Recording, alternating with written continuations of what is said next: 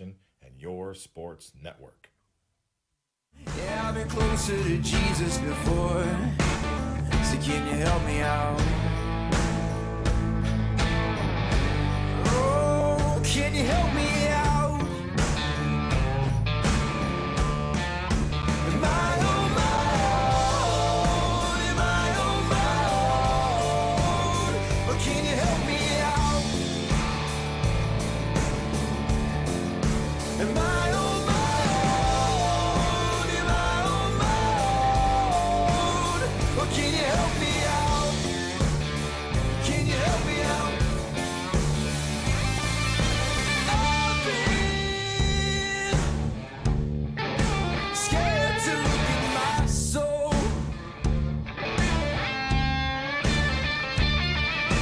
I've been afraid I would follow the road. It is a Friday edition of Running Point on YSNLive.com. Ron Potesta with you. Alongside me, the yellow jacket himself, Anthony Hartwig. You're digging Georgia Tech over there. Yeah, I'm rocking it today. I got the baseball jersey on, and it should be baseball season. They should be in the super regionals right now. But Well, let's pump the brakes a little bit. They weren't that good this year. yeah, they were that good this year. Yeah, Coach Hall has them a little bit of a reverberation of their past glory when they had players like Mark Teixeira and Nomar Garciaparra. I'd say Danny Hall's a fantastic coach. Yeah. He really is. He's been there for a while. He knows He's how been to there do a long it. time. And I was excited about this year. Yeah, unfortunately, we never got a chance to find out just how good Georgia Tech was going to be, let alone YSU. They were off to for YSU standards, they were off to a very, very good start. 500 record through 14 very tough non-conference games. Would have been really interesting to see what would have happened. Unfortunately, I think everyone knows the end of the story there. We don't want to get into it. The good news is 1 week from Sunday we have baseball, and hopefully we will have a lot of baseball to be played at Scene Park between now and the end of Sandlot baseball season, and hopefully, fingers crossed, the major leaguers are going to go in lockstep, and they'll start their season on July the 4th. Again, all this stuff going on with the players and the owners, and they're bickering back and forth. This is all posturing. They'll get something done. It's going how we thought. Now the players have a counteroffer that they're going to put on the table. I think it's supposed to be on the table by today. And then I bet the owners will probably counteroffer again with something that's a little bit different than what we first saw from them, and maybe that'll be acceptable. This weekend, there is a 92-team softball tournament. 92 teams. I'll be there. I'm now excited. I like the fact that we have a softball tournament going on, but really, we're going to go from no high school baseball, no high school softball, no high school track and field, kicking spring sports to the curb, and we're just immediately going to say, hey, welcome back, the pandemic's done, but let's have a 92-team tournament. That's a little fishy to me. I'm sorry, it is. We can't go from 0 to 150 miles an hour. All right, look, I hope that this all goes through without any problems, but come on. 92 teams? I mean, you're really pushing the envelope by putting 92 teams together in various venues. It's not in one venue. 4 venues. It's in various venues. So, 4 different venues, and it's from 10U all the way up to 18U, so it's not like 92 teams all from one division. So there's also going to be various guidelines based on each division. You know, some obviously with the younger 10U, they're going to be a little bit more strict on what they can do and strict on the guidelines. And 18U, they're going to be a little bit more relaxed. And there's, I think, 6 18U teams. So, and then 16U teams. The majority of the teams are coming from the 12U and the 14U. Yeah. 20 in the 14U, and I think 22 in the 20 in the 12U, and then 22 in the 14U. So isn't it? Softball is back, and so, when softball comes back, they come back with a vengeance. Someone's making a tremendous amount of money out of this deal. That's all I'm going to say. 92 teams. There's a tournament fee attached to that. Someone's making a really nice chunk of change over that. But fingers crossed. Hopefully, there's no backlash toward the anyone catching COVID-19 or the spiking of the disease. I mean, this is going to be a huge test. Make no mistake about it. When you get 92 teams in 3 or 4 different venues, you're pushing the envelope big time. Hopefully, everything goes without a hitch. Weather-wise, Saturday and Sunday is going to be phenomenal. Yes, I'm not so sure about they today. just have to make sure that the fields stay dry today. That way they're in good condition for tomorrow, because it's supposed to storm a little bit later tonight. Yeah, and it's already humid out there, and it is going to rain at some point in time. But you look at it, I mean, I think the entry fee is like close to $375 per times team. 92. That's $34,500. Yeah, that's a lot of money that the tournament director just came up with. That's a ton of money. And I heard that they kind of had to send some teams away too. So there were more than 92 teams interested in coming. Well, again, that's a great way to welcome back sports in the area. So if you're a softball fan, and Anthony is a big softball fan, I'm ready. Definitely check it out. Various venues. Tell everyone where everything is going to be. Okay, let's see. I know they're having one in Girard. They're having one in Niles. Those are 2 of the venues. Is Warren part of that venue as well, Anthony? They got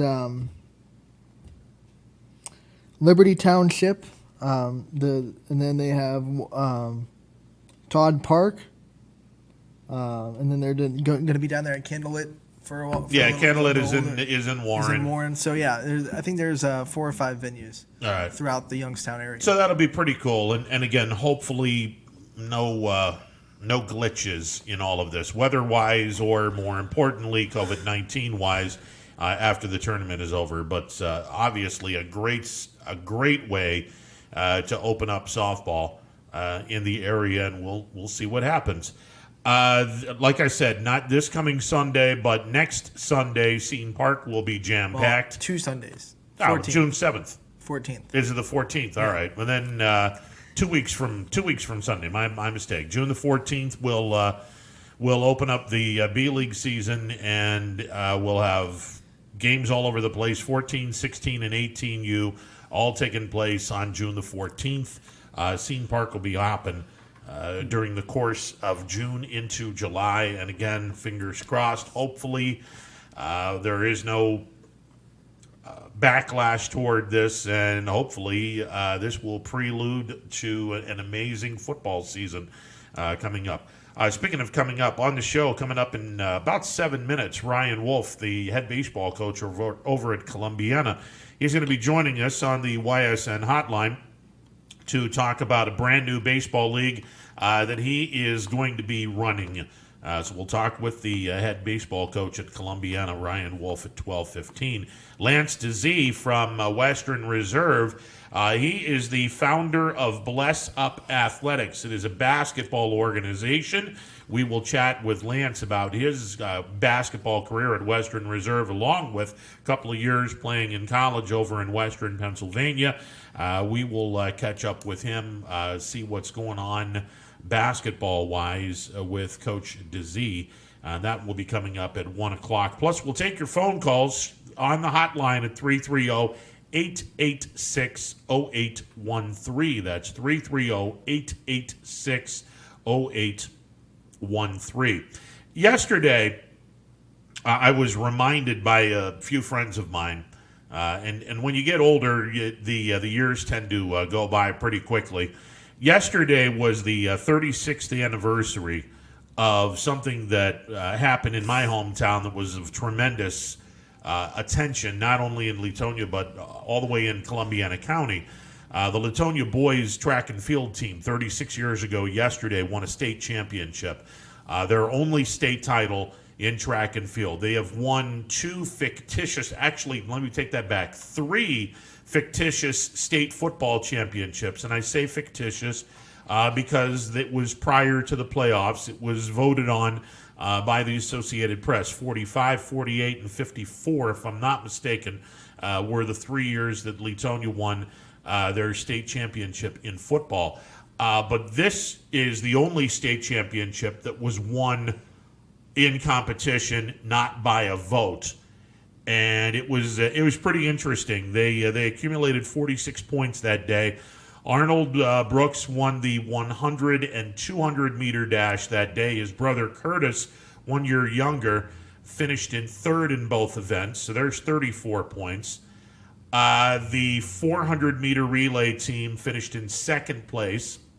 And the mile relay team, 1600 meter relay team, finished in third place. That accumulated 46 points, 10 better than Cincinnati Academy of Physical Education, CAPE, in other words. That is, if that school sounds familiar, CAPE is where Carlos Snow, former running back at Ohio State University, went to high school at Cincinnati Academy of Physical Education, and Arnold Brooks smoked him in the 100 meter dash and the 200 meter dash. Just saying. Just saying. When you have physical education in your school name, you better put out some yeah, and they did, and they brought out some really, really good athletes. Yeah, it's interesting. I looked back in the 4 years where Arnold Brooks went to high school at Leetonia in 4 years, 1981, 2, 3, and 4. Graduated from Leetonia in 1984. In those 4 years, Leetonia scored a total of 114 points in the state track and field meet. Now, they won a state championship in 84. They were runner-up in 83. They finished third in the state in 1982. And I think they were tied for 30th in 1981. There was only one event in which Arnold placed, and that was third place in the 100-meter dash. Leetonia scored 6 points his freshman year. Arnold Brooks is responsible for 69 and a half of the 114 points registered in the 4 years at the state track and field championships. To my knowledge, there is only one other athlete in Columbiana County that has scored more points in a state track and field setting in his high school career. And I am going to have to really do some homework to figure out who this athlete is. But from what I was told, there is only one other athlete in Columbiana County that has ever put anywhere close to 69 and a half points up in 4 state tournaments in their high school career. We don't talk very much about high school track and field, but if we're going to talk high school track and field in Columbiana County, the conversation starts with Arnold Brooks. I mean, with the numbers you just said, I don't disagree with you. That's an amazing. I look back on this. I mean, here's your 4 years: third, second, first, and first in the 100-meter dash. Did not run the 200 his freshman year. First, second, and first in the 200-meter dash his sophomore, junior, and senior year. His sophomore, junior, and senior year, they finished second, and second in the 400-meter relay. And one 1,600-meter relay team went to Columbus. Arnold's senior year, they finished in third. So 4 state championships, 5 state runner-up, and 2 third-place finishes. That's unbelievable.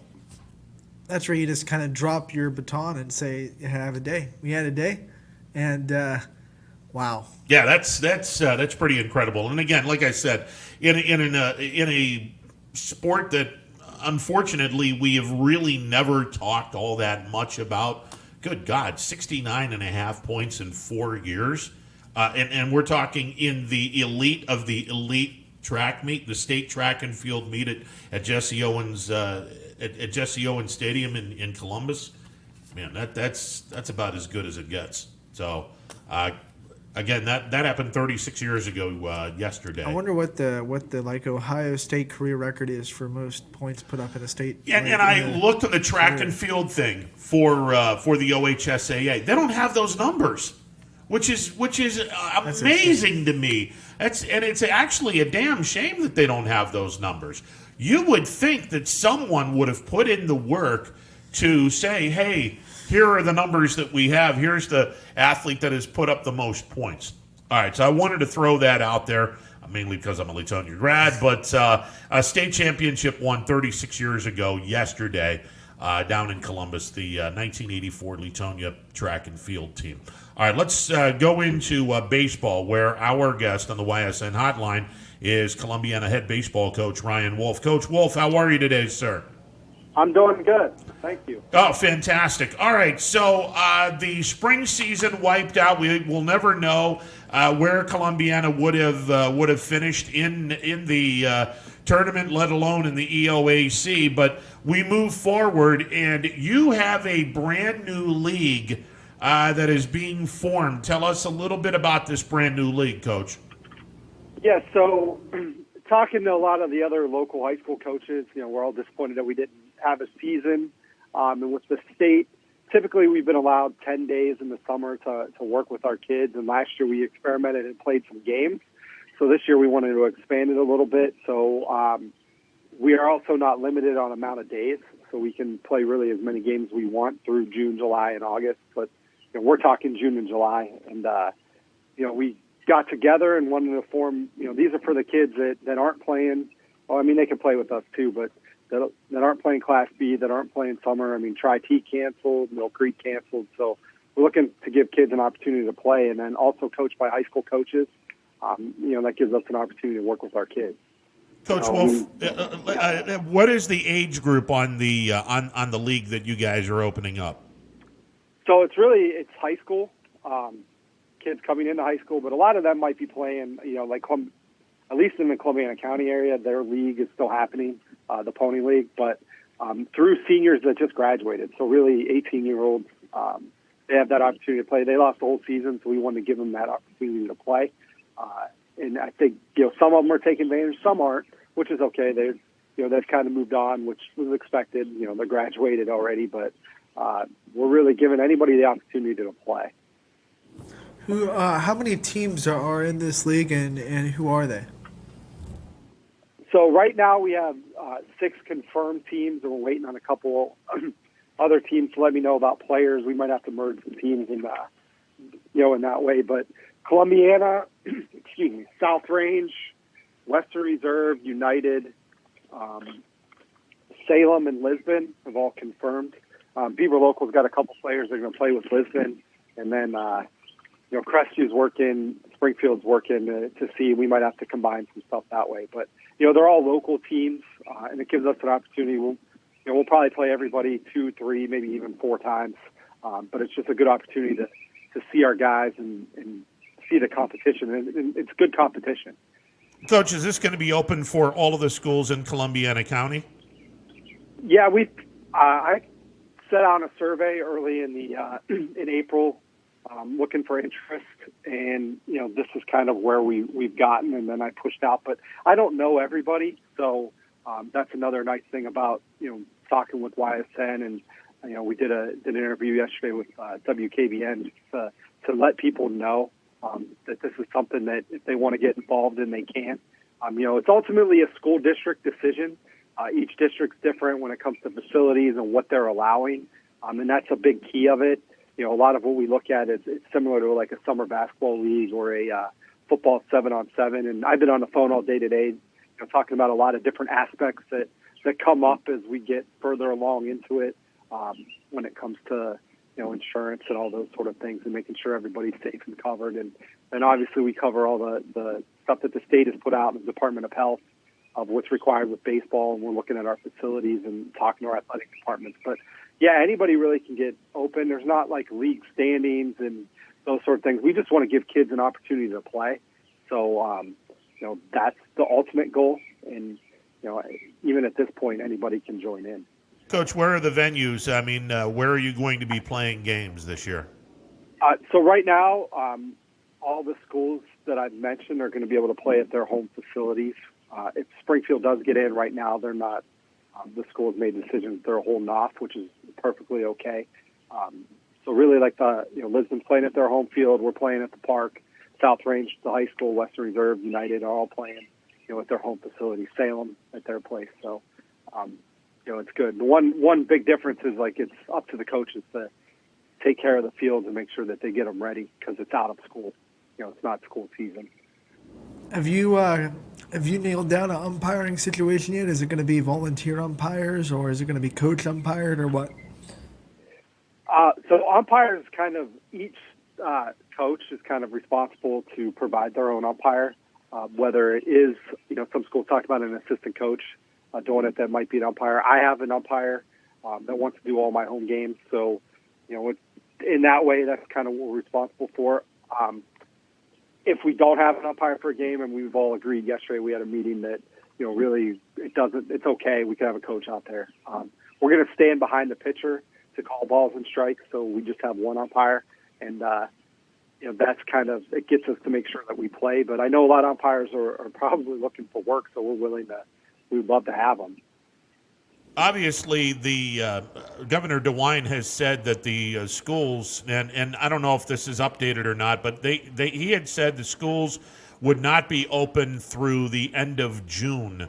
Are you going to have a situation where you have to wait till the end of June to play your games, or has that been updated, Coach? That was updated last Thursday. So last Thursday, Lieutenant Governor Houston said that working with the OHSAA, they kind of opened up all sports to start training. And then the sports such as baseball and softball would be able to play games as they had talked about the week before.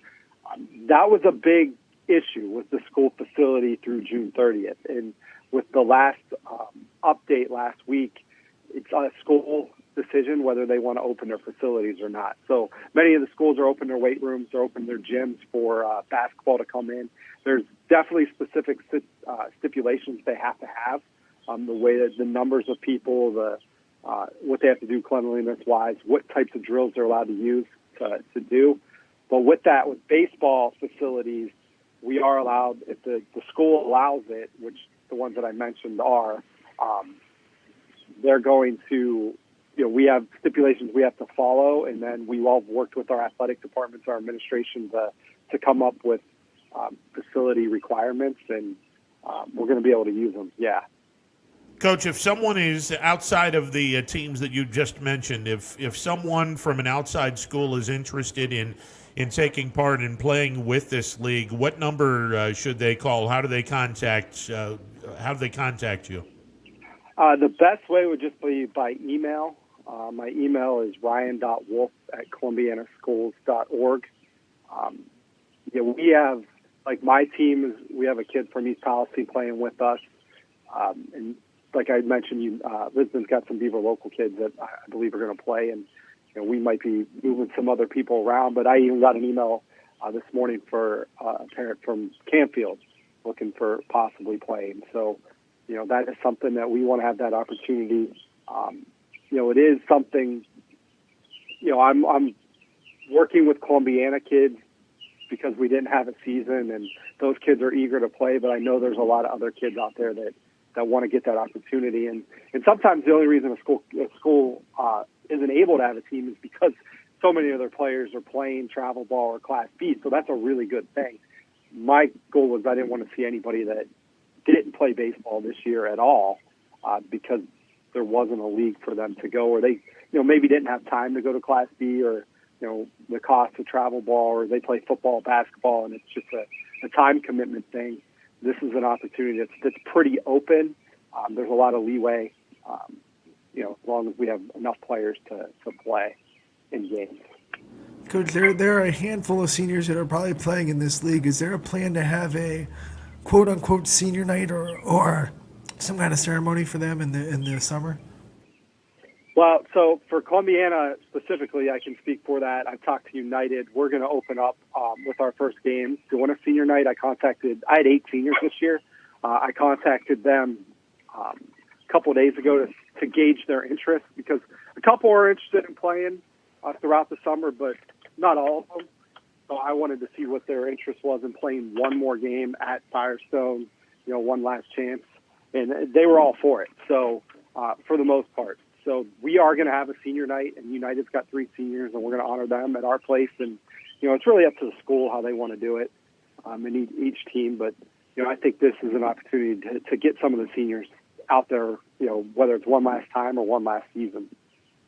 Ryan Wolf, Columbiana Clippers head baseball coach, talking about a brand new league that they are forming 6 teams, anywhere from 15 to 18 years of age. Kids are welcome. If you want to jump on board and play this year in this league, you can contact Coach Wolf via an email, ryan.wolf, that's ryan.wolfe, at columbianaschools.org. Coach, is this going to be a yearly league, or is this just a one-and-done league? Hey, real quick before I forget, I have no E on my last name, so it's Gotcha. Ryan.Wolf, W-O-L-F. Okay, my mistake. No problem at all. So it is something that we did last year. We've been looking at to continue. It'll depend on interest, and I think it'll vary year to year, but it is something that we kind of want to do every year. It'll look different in the future. So this year, the state has given us that freedom to work with our kids every single day if we choose. So we are spreading our games out, and we're going to play like 15 to 20 games during the season, spread out through June and July. Typically, we only get 10 days of contact in the summer, so we would have to play all our games within those 10 days. We had talked before we knew the unlimited about doing 10 doubleheaders, or 5 doubleheaders and then 5 just single games. So it would look a little bit different, but yeah, this is something that I know there are schools in Akron that have been doing it for a long time, and up in Cleveland, but it's kind of new in our area, and a lot of it's because they've had other opportunities, whether it's the Tri-T or Class B, which are great. But as you get closer in Columbiana County, it seems like we're less and less are playing. So this gives them a chance to play with their school, with their friends, with their high school coaches. It's a fantastic idea, and hopefully it is an idea that is going to provide an awful lot of greatness on the baseball diamond for years to come. Coach, fantastic job, and we look forward to seeing this product very, very soon. When does this season open? So we're still working on our schedule right now, but we're looking probably June 13th, having a couple games, and really getting rolling June 15th as kind of the start. Schools are like, we're going to start practicing June 1st. I know a lot of us are. We need a couple weeks to build our arms. And then even the first couple weeks of games are going to be shorter games, depending on numbers, maybe 5-inning games, because we really care about the arm health of our pitchers. So they haven't thrown for a couple months. So it's a slower build-up. Typically we have 5 weeks of preseason to build up our arms. We're going to have 2 weeks of practices, but in reality we're going to have 3 to 5 weeks of preseason with some of those shorter games to throw 30, 45, 60 pitches before we get into the full 7-inning games. So that's kind of what we're looking at, but we need some time to practice. It's been a while since anybody's been out on a diamond, so I'm just looking forward to getting out there with hitting some balls around and having some fun. I know there's going to be some football coaches that are going to hope and pray that you guys are finished long before the start of football season. Yeah, I understand completely with football. Football starting at the beginning of August. Our goal is to be done probably that next to last week in July. We're going to see how June goes and look at it. We want to do a tournament around mid-July towards the end of our regular season, something that's a little bit more intense than maybe the regular season and kind of have a nice finish. But I know we're working with our football and basketball coaches, and we're very open to sharing our players, especially our small schools in our area. We share a lot of players, so I think that's something that we can all work together as coaches, because we all have the same goal, and having these kids this opportunity to do it. And I think for our sport, just in general, baseball, losing a full year without getting kids out on the field to play and realizing that what they've missed is it's important for our sport just to keep it growing and keep it the quality of baseball that we have in our area, to keep that up. You mentioned a tournament or a hopeful tournament towards the end of the season. So does that mean that there's hopes of there being a quote-unquote league champion this year? Yeah, I mean, it would be a little bit different than what we would have seen in the high school season. Our teams that we're fielding are a little bit different, but at the same time, we will. Yeah, well, that's the goal, is to just have something We talked about getting some trophies and those sort of things, and just having that opportunity to have some sort of championship and have some sort of competition, because I think that would really feed us into the following year. I know the state tournament really does that. It either really gets those younger players like excited, because it's a different brand of baseball, different intensity, and that's kind of like the hope. If everything goes well during the regular season, that we can build that up in the and by mid-July we'll know the world's changing every single day, so things might be a little bit different, and how we want to run it and the intensity and some of the things that we can do might be a little bit different at that time. But this is a good experiment for everything, for sports, to see how we can run it and the guidelines. And, I think our players and our coaches will have no problem following everything that's set out for us to do, because, our number one is the safety of our kids and our coaches and our fans. So, if we do that and we do it right, I think we could really have it'll lead us into something really exciting in mid-June tournament-wise. Coach, is there a monetary cost when it comes to signing up for this league? So really it's per school, what they need. So whether it's if they have to buy shirts for uniforms, or if they're using something that's old, if they have to, field materials that they want, and just paying for umpires. So, per league or per team, it's a little bit different. There is no league cost. We say that we're a league. In reality, we're just a name. We're calling ourselves a league, but we are just a group of coaches that are coming together to say, hey, South Range and Columbiana are playing on this date. Here's the field. We're coming together.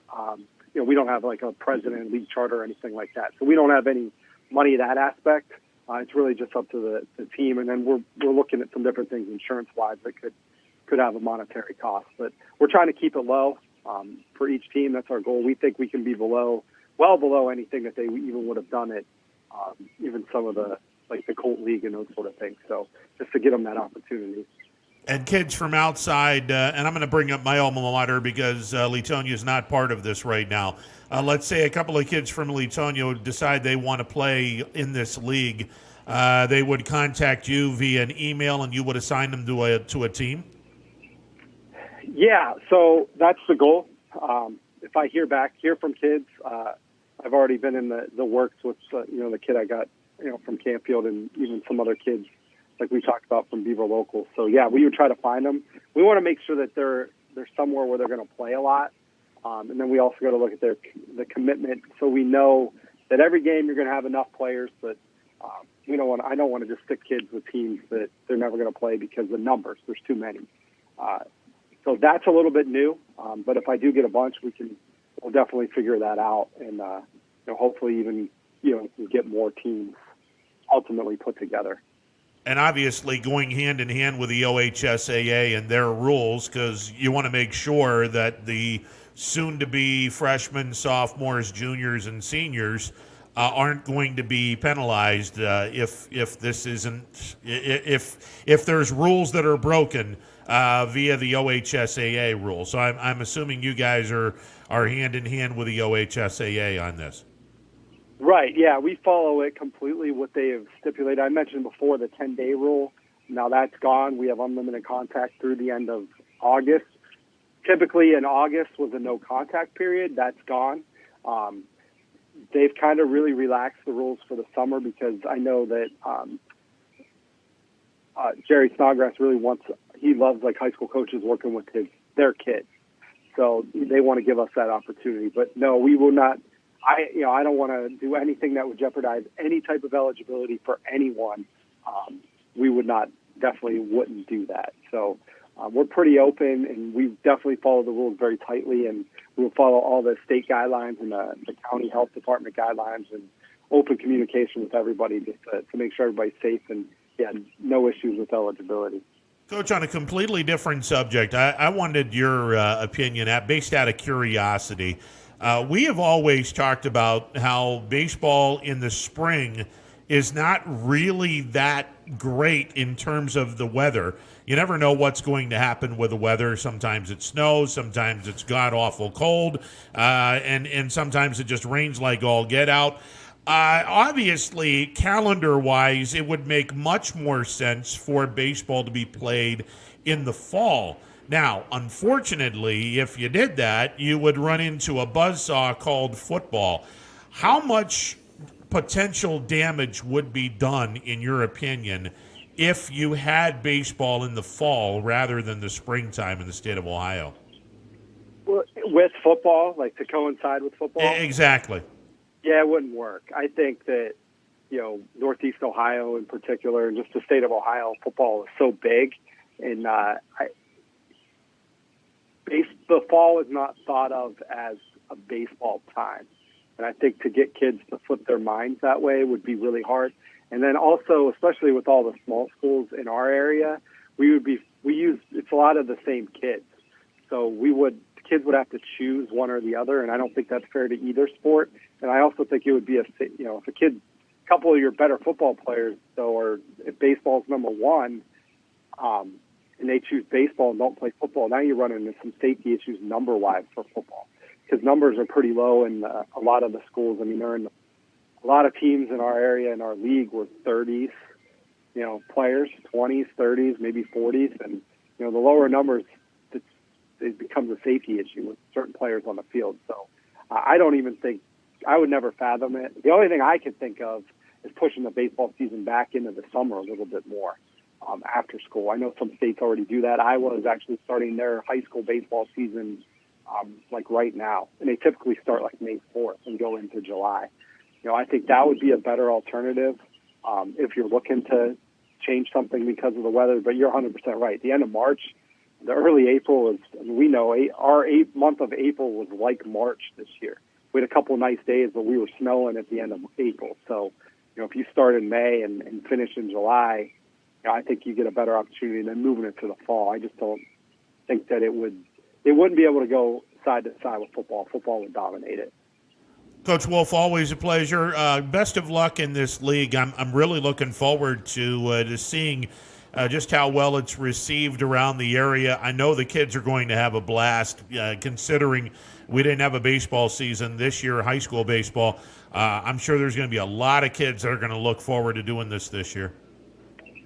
Yeah, my kids were really excited, and I pulled them earlier in the year, like in April, and asked them about how long would they want to play if we didn't have a season. They were all telling me about end of July, which is a little bit different. Typically, baseball, it seems like it's shifted to by the end of June, everybody's pretty much done. And even if you look at Class B, they're usually wrapping up by the end of June and doing tournaments in early July and about done. Now our kids they just want to play, and they're really excited. When I emailed and started texting kids that this was a go and it was going to happen, we're going to be able to do it, I got a lot of excitement. Like they can't wait just to get out on the field.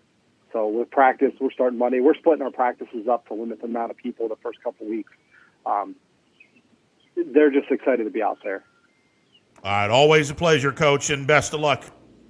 Thank you. Thanks for having me. You got it. Columbian head baseball coach Ryan Wolf joining us on the YSN hotline. Again, if you are interested in playing in a new league, 6 teams currently in this league, 15 to 18 years old, basically high school kids, including the now graduates of high school. If you want to take in part in this, you need to email Coach Wolf. That would be Ryan, RYAN .WOLF at Columbiana Schools. That's ColumbianaSchools.org. Yeah, I think the great thing about that league is, obviously it just gives these kids a chance to go out and play for their high school. And playing for your high school is just a little bit different than playing for the travel teams or playing, you kind of remember your high school team a little bit more because you're playing with your friends. You're playing with the people that you've went to school with for the last 12 years. And they give these kids the opportunity to still play with their high school. I think that's really important. Yeah, and if there's a couple of kids that are from schools that we didn't mention that want to jump on board with this, you'll get assigned to a team. That's not a problem. So you'll be able to play baseball and be able to play with some kids that you didn't play with during the baseball seasons of the past. So this should be a fun league. Should be a fun league, and they will start practicing on Monday. This season will be starting in June, and It should be a good time. And again, if you're interested, if you're a 15 to 18-year-old interested in playing baseball this summer, and you're not in the B League and you're trying to find a league to play in this summer, give Coach Wolf a shout on his email, ryan.wolf@columbianaschools.org. I think it's pretty cool that South Range, Columbiana, Lisbon, United, they're going to be opening up their baseball fields to allow this to happen. I think it's going to be really cool to see this. Yeah, and one of the things that I like to hear is that there's plans for a tournament and there's plans for a champion at the end of the season, because Class B when we talked about Class B opening up, having something to play for at the end just gives a little bit more gas to the fire a little bit. It fuels that competitive juices that these kids have, and it'll give them fuel for the next season. Let me ask you before we go to break, Anthony, and again, the phone line is open, 330-886-0813.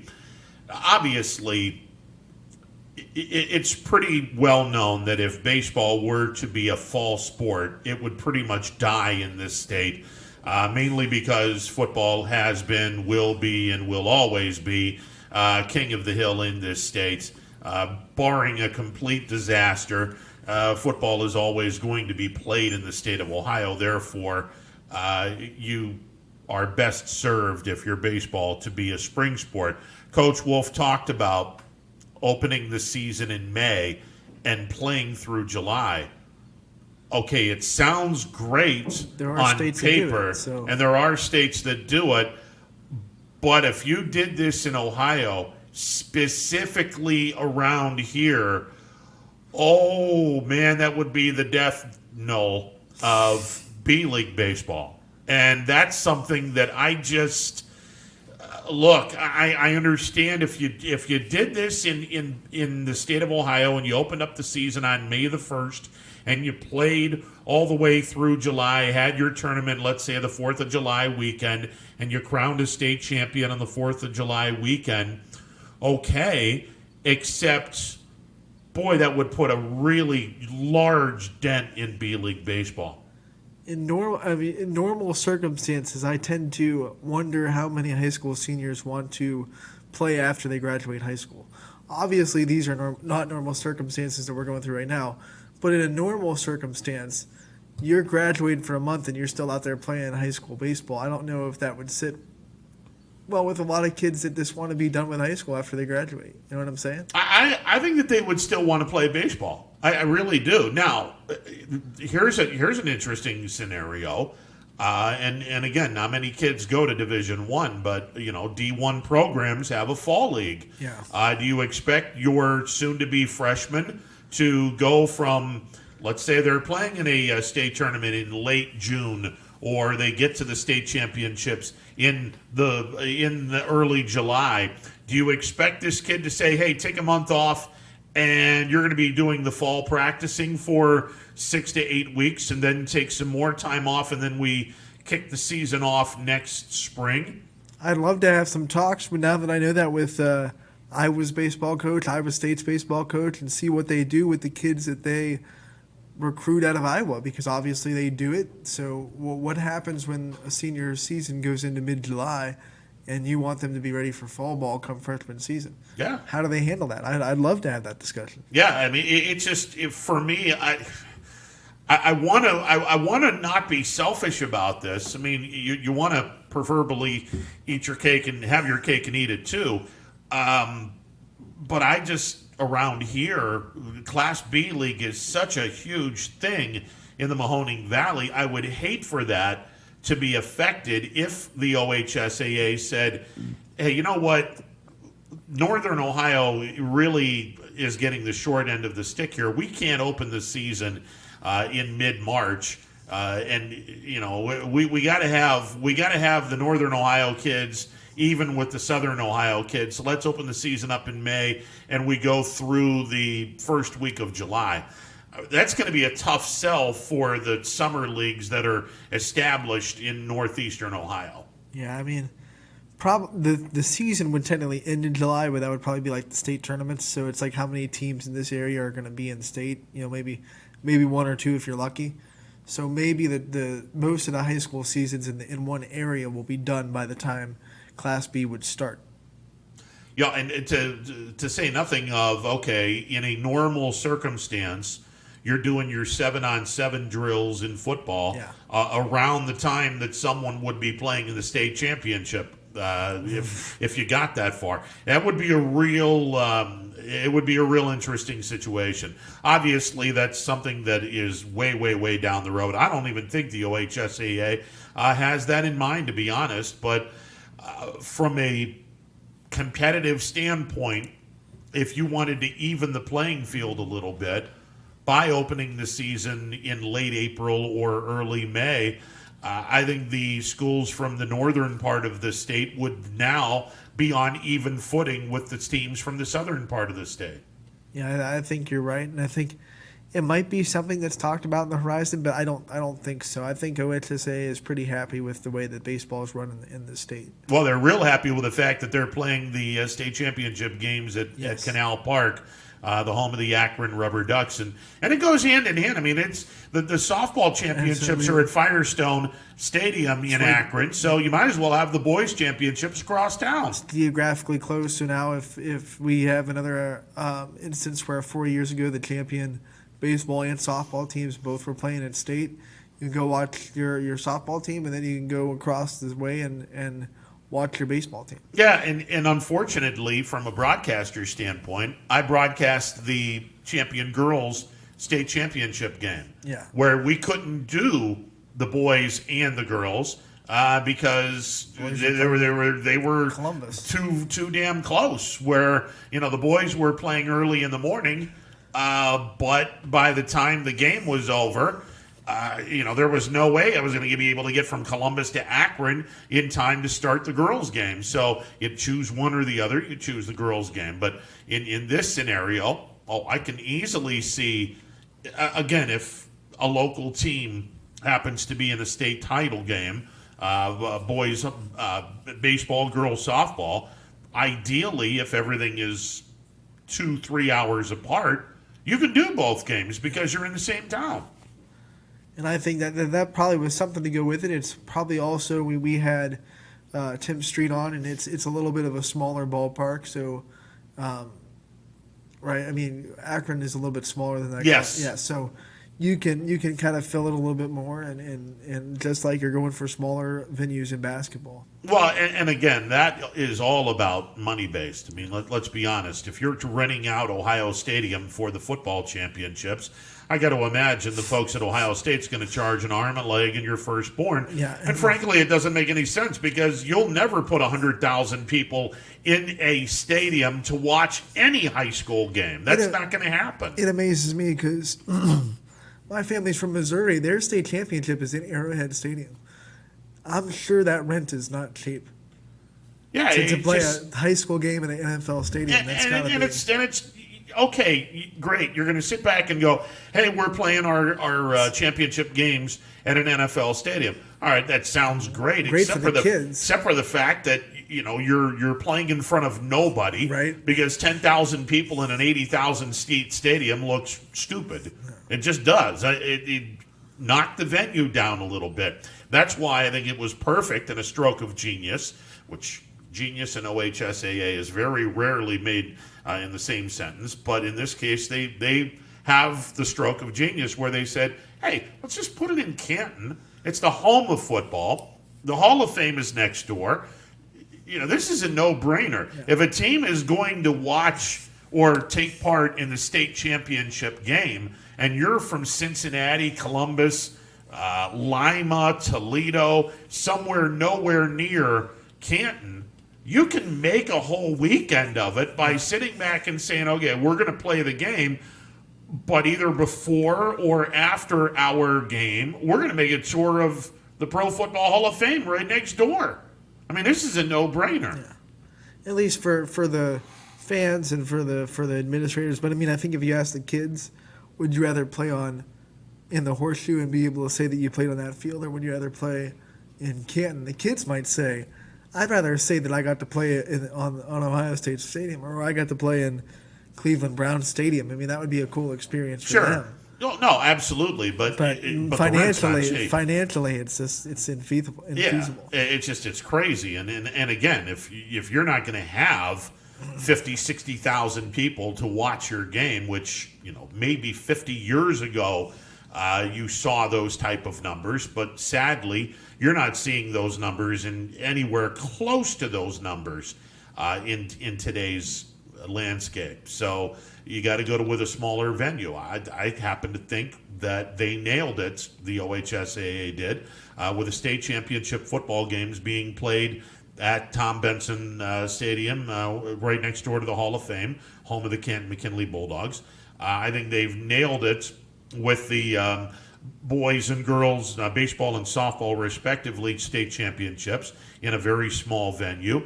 And hopefully they're going to be able to find a smaller venue than the Schottenstein Center on the campus of Ohio State to do their basketball tournament. Because, again, if you're going into a 20,000 seat place and you're maybe getting 8,000 people, that doesn't look good. You might as well have your tournament at St. John.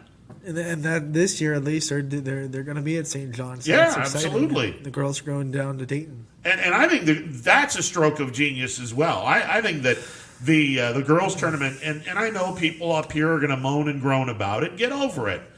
There's plenty of things to do at Dayton as well. Now, again, I'm not a spokesperson for the Dayton Chamber of Commerce, but I can tell you right now, if you have your kids and they're good enough to play a state title game, you may want to tour the Wright-Patterson Air Force Base, which has a kick-ass airplane museum. By the way, it's the home of the Wright brothers.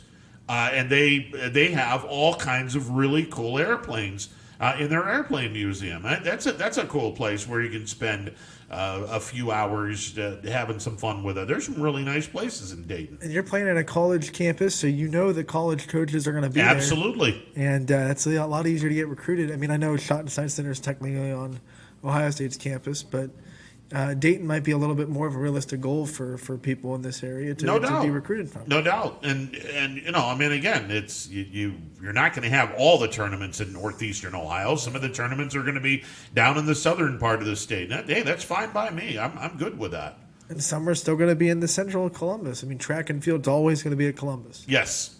Yeah, Jesse Owens Stadium in Columbus. It's a beautiful venue, and they should never, ever, ever leave that area for the track and field title. Wrestling will probably always be at Columbus because of the big. You need so much room for all those wrestlers. Sure. And I think you need to have it where they have it. So I think that'll always be at Columbus. Now that's at the Schottenstein Center, isn't it? Yeah. And that's a perfect location for it. Just have the boys basketball back at St. John Arena. It's a beautiful arena. That is a basketball arena where the Schottenstein Center, it's not a basketball venue. They play basketball, but that's not a basketball venue. That's a multi-purpose arena. I'd much rather have the boys tournament games, championship games being played at St. John Arena. Just my opinion. Yep. All right, 330-886-0813. We'll take a timeout. Be back with more of a Friday edition of Running Points on YSNLive.com. Stick around. 21 Good evening, News. and thank you for joining us. Let's get right to our top More story experienced tonight. reporters A new Wilmington restaurant. GM Lordstown. telling more local stories We'll look at Baby efforts boy to is curb recovering from a broken. around our Good valley Community in afternoon. Niles, We are here in Youngstown, right up. because you expect Important for everyone. No place like home. more local news. In Mercer County before Court. they become life-threatening. 21 News is our valley's #1 local news. Welcome home to a home made homier with Baird Brothers Fine Hardwoods.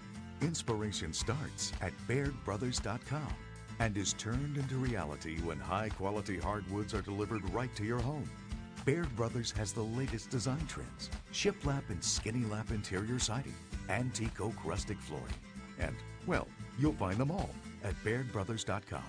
Ordered easily, delivered conveniently, enjoyed comfortably. BairdBrothers.com. Hello, I'm Greg Burbick with G. Burbick Farms. For the last 100 years, my family has farmed in Columbiana and Mahoning counties. I began raising cattle in 1996 with the goal of providing a better product for you and your family on the dinner table. Our grass-fed and grain-supplemented Black Angus beef are raised with no hormones, steroids, or antibiotics. We're known for our hometown-friendly service and incredible tasting products. We're locally owned and have customers across the tri-state area. Our products go from our farm to your family. Stop by our farm on New Buffalo Road or visit us on the web at gburbickfarms.com. Don't forget to like us on Facebook. G. Burbick Farms, it just tastes better.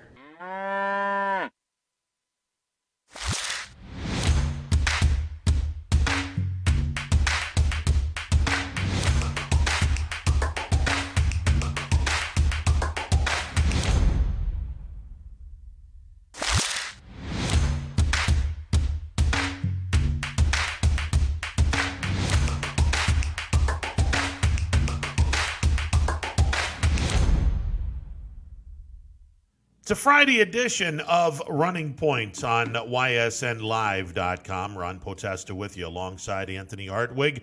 330-886-0813. That is the number to call. 330-886-0813. Coming up in about 5 minutes, the founder of Bless Up Athletics, Lance Dizzy, will be calling in, and we'll talk some basketball with the founder of Bless Up Athletics.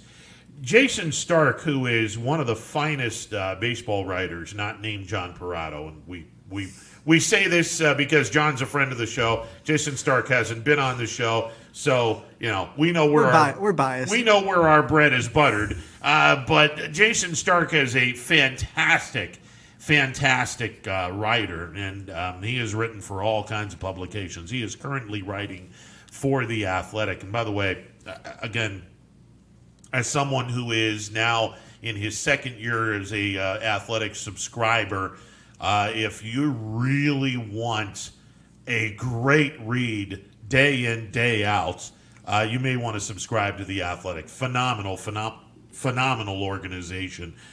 Jason Stark has a terrific column, Memo to Baseball, Don't Drive Off This Cliff. We've made mention of the perfect scenario for Major League Baseball to be the first of the four major sports to be back.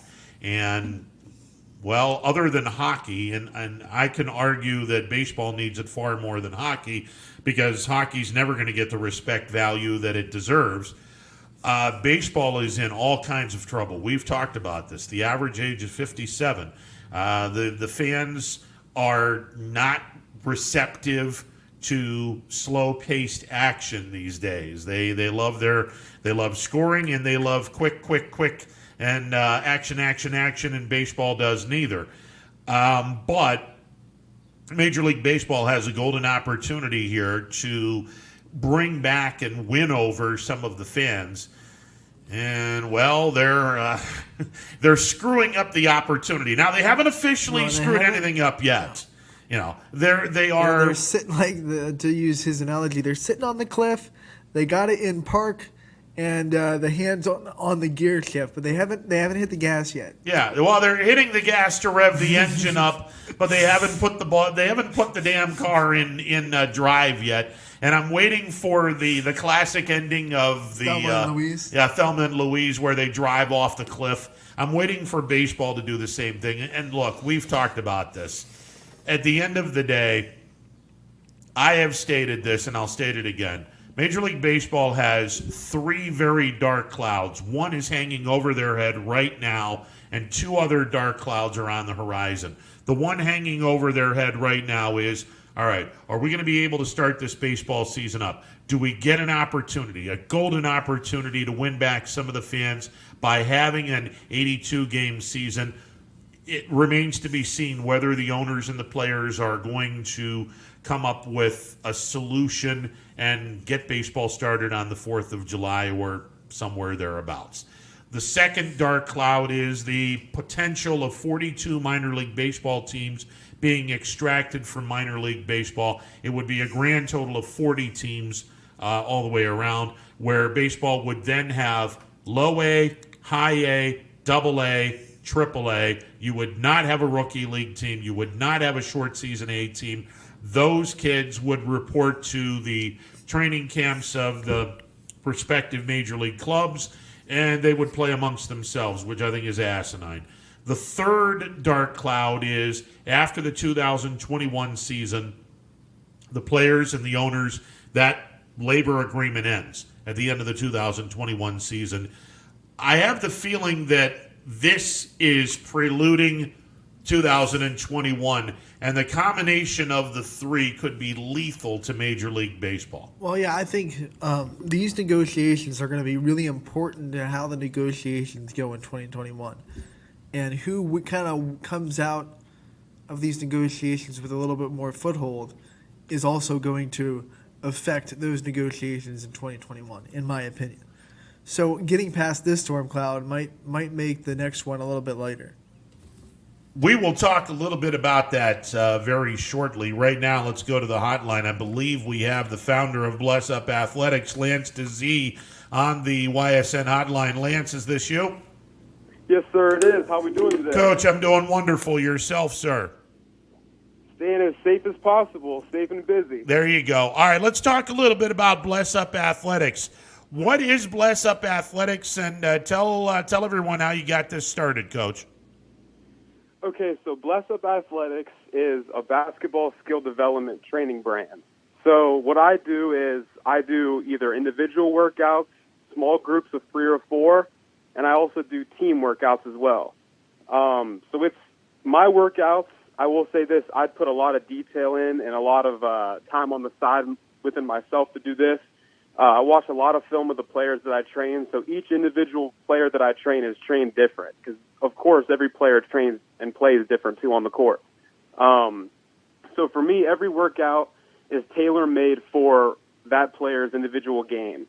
And I also do a lot with recruiting on the side. I believe that this area, as far as basketball is concerned, is very – when it comes to exposure, there's a lot of players around here that can play at the college level. So I always like to help these kids gain some exposure with that access to it as well. But it's a lot of workouts, it's a lot of film, it's a lot of being on the phone with college coaches, and I will say my brand is based off the family concept. All of my clients are really close to me, really good kids, hard workers, and I love what I do. So, Lance, talk a little bit about how the youngest kids that you work with, and are we just talking exclusively high school kids, or are we well below the high school ranks and well below junior high ranks? So for me, I train just about everybody. I train a lot of 7th grade boys around the area, a lot of 7th grade girls. I also train some college kids, some high school kids. And then actually this year, the TBT is a 2-week-long winner-take-all $2 million basketball tournament that's broadcast live on ESPN every summer, and it's sponsored by Puma. So I'm actually also the head skill development coach for Tampa 2020 in that tournament, and we are made up of a bunch of G League guys, some former D1 guys, some overseas professional guys. So I'm involved with pretty much basketball players at every level. Last summer, Costa Koufis, who is an Ohio native, 13-year NBA veteran, I was able to have the blessing to help him with his camp last summer. So that's another thing that I've been able to do through my brand and stuff. But I train pretty much anybody that wants to get better involved with basketball, and improve their skills. I'm interested in working with them. So, how has your training and the workouts that you give your clients kind of changed during this quarantine, and what kind of advice have you been giving to your players? Well, one of the biggest things, and everybody involved with all sports has been, drastically affected by this virus. As far as basketball is concerned, June's the big basketball month. But, as soon as the season ends, normally players will take that 2 weeks to a month off. But as soon as their off season starts, my on season starts. The summertime months are the big time months to get better on the court and improve their craft. Maybe add some new stuff, maybe tweak some stuff here or there. So for me, not being able to get in the gym with them has been frustrating. So I've done a lot of virtual workouts, Zoom meetings where I'll have a group of anywhere from 10 to 20 on there. I had a group of 6. I think I had 2 of them last week, and I had 2 groups of 6 I had on there, and it's a lot of ball handling. It's a lot of stuff that I can do, and I can teach them without a hoop because not everybody's got access to a basketball hoop, of course. So a lot of it's been virtual, touching base with the kids every day. The players that I train, I touch base with them every day, if not every other day, just to make sure that they're staying healthy, staying safe, taking care of things in the classroom. A lot of high schools are starting to get out into summer break now. And for my college guys, most of them are done with the semester as well. So just touching base with them, making sure everybody's doing what they need to do on and off the court. And then, of course, for me, I'm watching a lot of film myself, just preparing workouts for the upcoming summer, when the virus warrants getting back into the gym. So just staying as prepared as possible is what I'm focusing on right now. Coach, facility-wise, do you have a place where you can have these kids work out and not step on the toes of any of the local high schools by using their gym? I do. I have been blessed with the chance to use St. Michael's Gym in Canfield. That's kind of my home base, I call it. I'm also on the move a lot. So, a lot of the kids that I train, they obviously are local kids, of course. I do go to their individual schools if that works better for them. So I do a little bit of both. I'm on the move a lot, and I have a home base, is what I like to call it, yeah. Lance Dezee, he is the founder of Bless Up Athletics. Lance, as a 7th grade basketball coach, I'm going to ask, when you have a kid coming up and saying, "Hey, I got to work on my 3-point shot," what do you tell a kid that is only interested in chucking up threes? Well, I will say this, Ron. The basketball, the pace that the game is played at is a lot faster nowadays, and shooting the deep ball is something that's highlighted more now than it ever has been. The biggest thing for me when it comes to any young kid is teaching them how to play basketball the right way. So if I get a kid, that wants to come in and shoot the 3 ball really well, I got to make sure he's shooting the 2 ball really well first. I've always believed in, layups, and being around the basket has always been the highest percentage shot that goes in. So perfecting that and getting the feel of that down first and working their range out to the 3 is how I work at it. The biggest thing with young kids is when it comes to the form on their shot, they're not physically developed all the way yet when it comes to their body strength. So some kids will tweak their shot in a bad sense, and maybe have some bad habits come along with it with their shot in order to get it to the hoop because they want to shoot threes. So for me, I work on the form, make sure that their form's right, and then I work their shooting strengths out to the 3 over time. Tell us, how did this whole Bless Up Athletics thing start for you, and what gave you the passion to kind of do what you're doing now?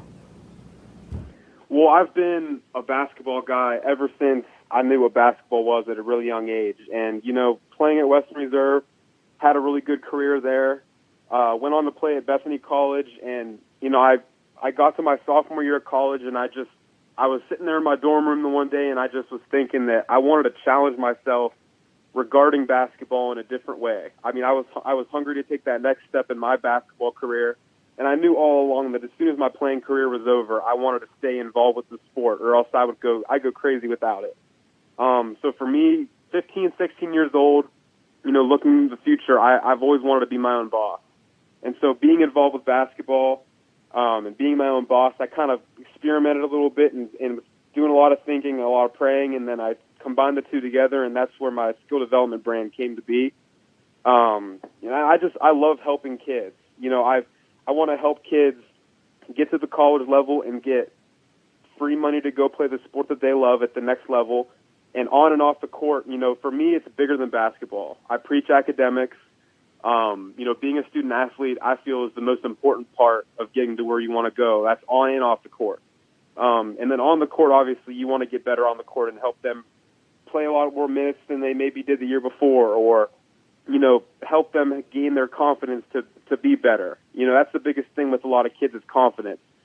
Helping them to achieve what they want to achieve in workouts helps produce the confidence needed on the basketball court to be successful. So all those things tied together, it's an around the clock type of thing.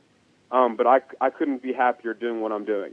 It's a dream come true for me as far as I'm concerned. So, in an ideal world, Coach, how long would you want to have the ability to work with a kid during the summer? Do you normally go 4, 6, 8 weeks?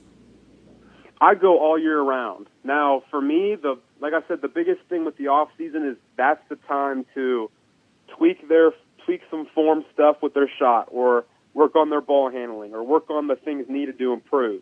Now, my workouts do change big time during the season. During the season, it's more or less about keeping them sharp, making sure that their skills are staying sharp, making sure that if they're having like a shooting slump, for example, I work on that.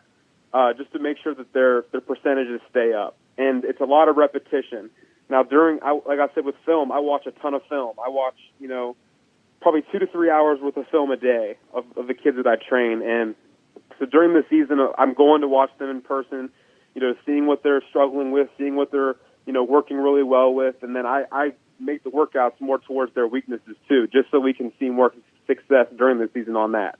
But it's all about keeping them sharp during the season. Then off-season wise, it's adding new things, changing this or changing that, or maybe tweaking a little bit of this or that, and going about it that way. So I do. It's a 24-hour a day, 12 months a year process for me as far as helping these kids improve.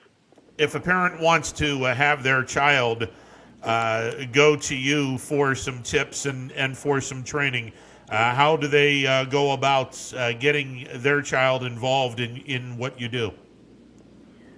So as far as getting a hold of me, you mean? I'm on social media. I'm on Instagram. That's at BlessUpAthletics on my Instagram. LanceDZ23 is my Twitter account, and I'm on Facebook as well under my name, Lance DZ. I'm on Facebook as well. I do have some business cards that I've given out in the past that might be revolving around.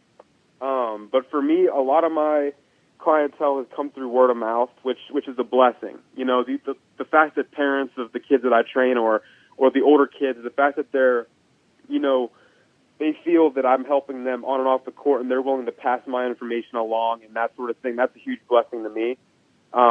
But I pretty much, like I said, with the age-wise and anything like that, I train anybody that's passionate about this sport and that wants to improve. I'm more than willing to work with them. So, Lance DeZ, founder of Bless Up Athletics, joining us on the YSN hotline.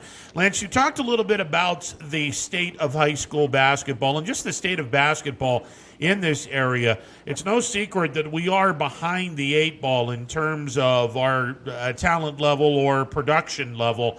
We have not had a team from the Mahoning Valley, boys-wise, go to the state tournament in the Final Four since LeBray did the trick 9 years ago. West Branch girls have gone down to Columbus a couple of times in the last 10 years, but that's been about it. What are some of the reasons why this area has fallen behind basketball-wise as compared to the other areas in the state? That's a very good question. For me, the biggest thing when it comes to what I do and what I preach to my clients that I train is basketball is it's got to be it's got to be a constant thing with you. Like it's got to be, you can't just show up for practice or a game and then that's it. It's got to be working out on your own. That's the biggest thing with my business is, I don't ask these kids to come work out with me 5 days a week. I ask them to, 1 to 2 days so I can teach them a little bit and they can learn a little bit and then do some stuff on their own. And the ones that do stuff on their own, I always tell them, look, trust the process. If you do stuff on your own, you're going to improve in half the time somebody else would if they didn't do anything on their own. So it's just finding that schedule, that regimen, whatever it may be that works for you and working on your own and constantly looking for ways to improve. That's the biggest thing. As far as teams are concerned, I will say on the boys and the girls side this year, there are going to be some really good teams around the area. So we may see one go this year. But it's when it comes to going on on a big-time tournament run, it's not about just skill. It's about having a little bit of luck, too.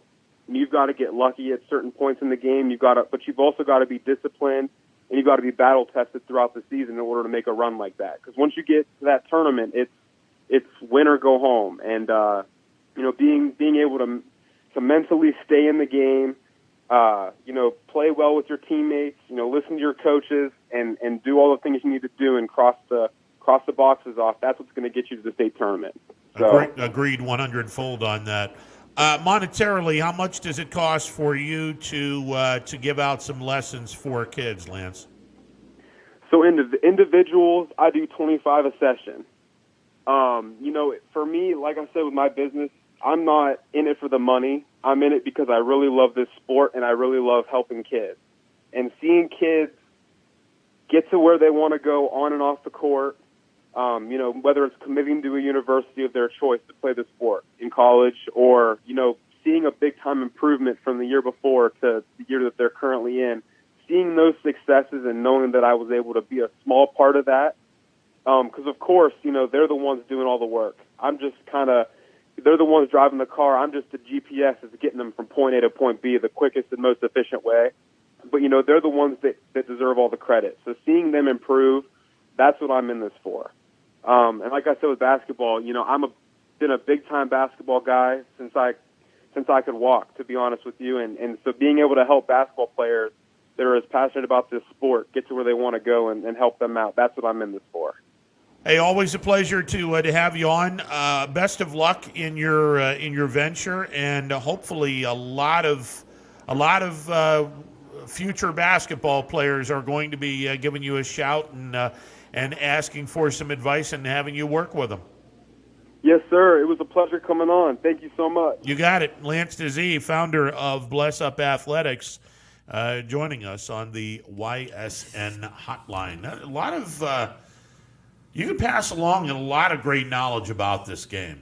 With quite possibly the best metaphor from a call-in guest that we've ever had with they're driving the car and I'm just the GPS. There you go. I was digging that. You put a smile on your face when he said that. A lot of truth in what he said in terms of getting to a state tournament. You got to be really, really fortunate. Not matched up with Highland. That's what you got to get. Well, there you go. If you're in Division IV, you can't be matched up with Berlin Highland anywhere near the regional tournaments. Hopefully, you let someone else do your dirty work and go from there. But no, I mean you got to be lucky, and you have to be battle tested.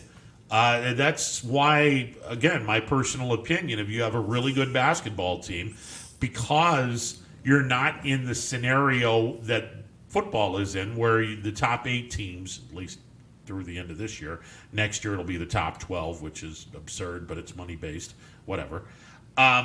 Everyone is invited in the tournaments in basketball, so you don't have to finish at a certain level to be invited into the tournament. Everyone gets invited, so you might as well have a really, really tough schedule to get you ready to go for the tournaments. And the other thing is the practice schedules kind of change, especially for the girls, because most girls' tournament games are Wednesday, Saturday compared to Monday, Thursday during the season. So how coaches can adjust to having two days of practice to prepare for the next tournament game, but then having Sunday, Monday, Tuesday, 3. So it's just a little bit different. It staggers them, and you have to be able to pivot along with that. Yeah, no question. And by the way, this is just an editorial. It's people can do what they have, what they want to do. You practice on a Sunday, you're a disgusting human being. Sorry. That is my personal opinion. If you're practicing on a Sunday, there's something seriously wrong with you. I know teams that open their gym on Sunday, especially during tournament time, to say, hey, if you want to come in, work on stuff, it's voluntarily. So that's just. And that's I understand there's a separation where whatever. I grew up in the church. Sunday is not meant to be playing, practicing your craft. Between going and practicing with your team in the gym and then going and shooting in your driveway. I mean, there's really no difference. No, exactly. You want to shoot, go into your driveway and shoot, or get a couple of kids over on a Sunday. But so if you're doing don't put that, school in on a Sunday. If you're doing that, then go into your team gym and make your team better and get ready for the tournaments. I'm not big on any practicing on Sunday. I'm not. I mean, it's not like the during the week practice. It's just an open gym, really. I get it. I get it. It's just, again, personal preference. Yeah. I just think it's horrible that stuff is done on a Sunday, but that's just me. So there you go. All right, 330-886-0813. That is the number to call. We'll take a timeout. Be back in a bit. It is a Friday edition of Running Points on ysnlive.com. Ah, the details. Baird Brothers Fine Hardwoods is one fine ride. Perfect cornering, superb handling, sporty and stylish, power to spare, plus awesome mileage. Yeah, jaw-droppingly beautiful lines and well appointed with luxurious trim. Put more oomph in your life and start beholding the molding. Find your home's fine hardwood at BairdBrothers.com.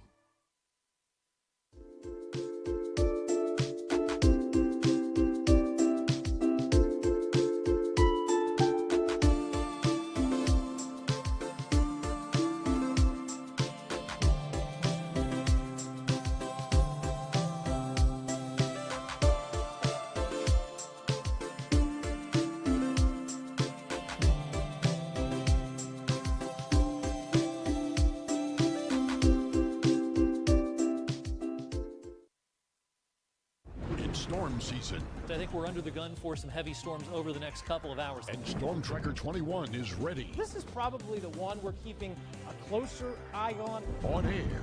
And locally, we're going to have a lot of eyes on our area. Online. All right, let's talk high-risk futurecast and the timing of this weather. On social media and on our app. Stay in the showers. I'm keeping my eye on in parts of Columbiana County. Stay ready with Storm Tracker 21. The severe weather threat now through around sunset this evening.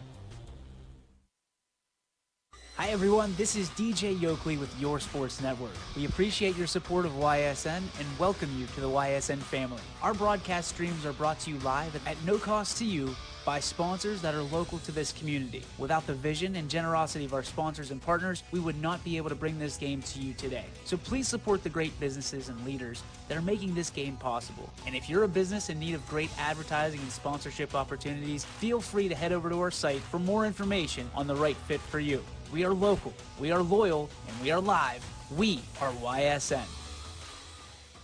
It's a Friday edition of Running Points on YSNlive.com. Ron Potesta with you alongside Anthony Hardwig. The number to call, 330-886-0813.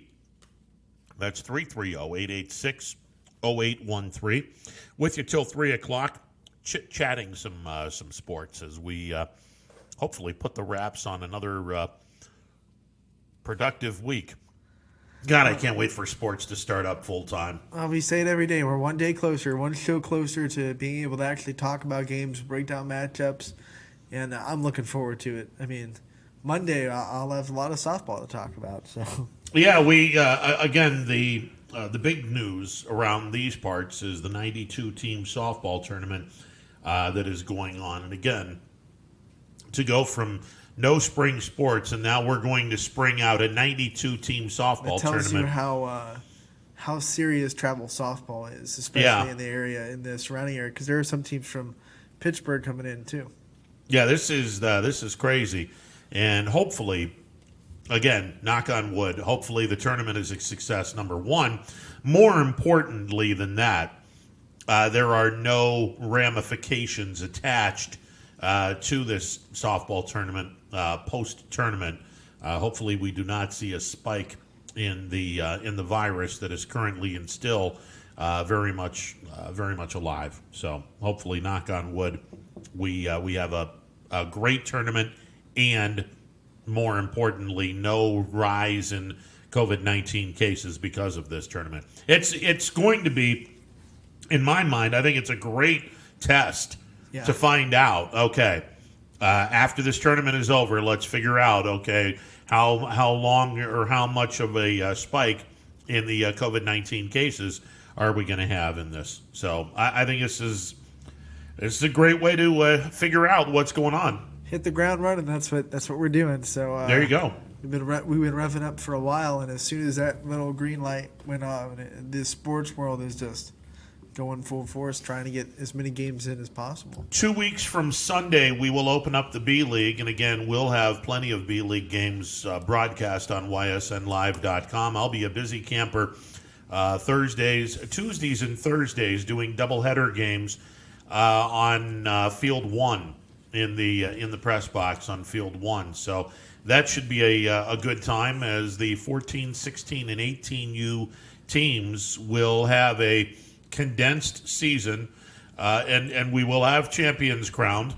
Hopefully, fingers crossed. Everything works out, and by the end of July, season is over. Go right into high school football, where hopefully, again, fingers crossed, we have a full football season with no problems. And again, that's the goal. So we'll figure it out. And as we talked with Ryan Wolf earlier, there's also going to be a league for high school teams and the kids that want to play with their high school teams, and that's always good too, the Mahoning Valley Baseball League. Yeah, absolutely. And Ryan Wolf, the head baseball coach at Columbiana, is in charge of this. 6 teams are currently in the league. It's for 15 to 18-year-old kids.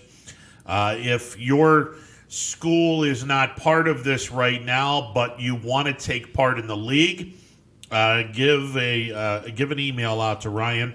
His email address, ryan.wolf, WOLF, at columbianaschools.org. That's COLUMBIANA.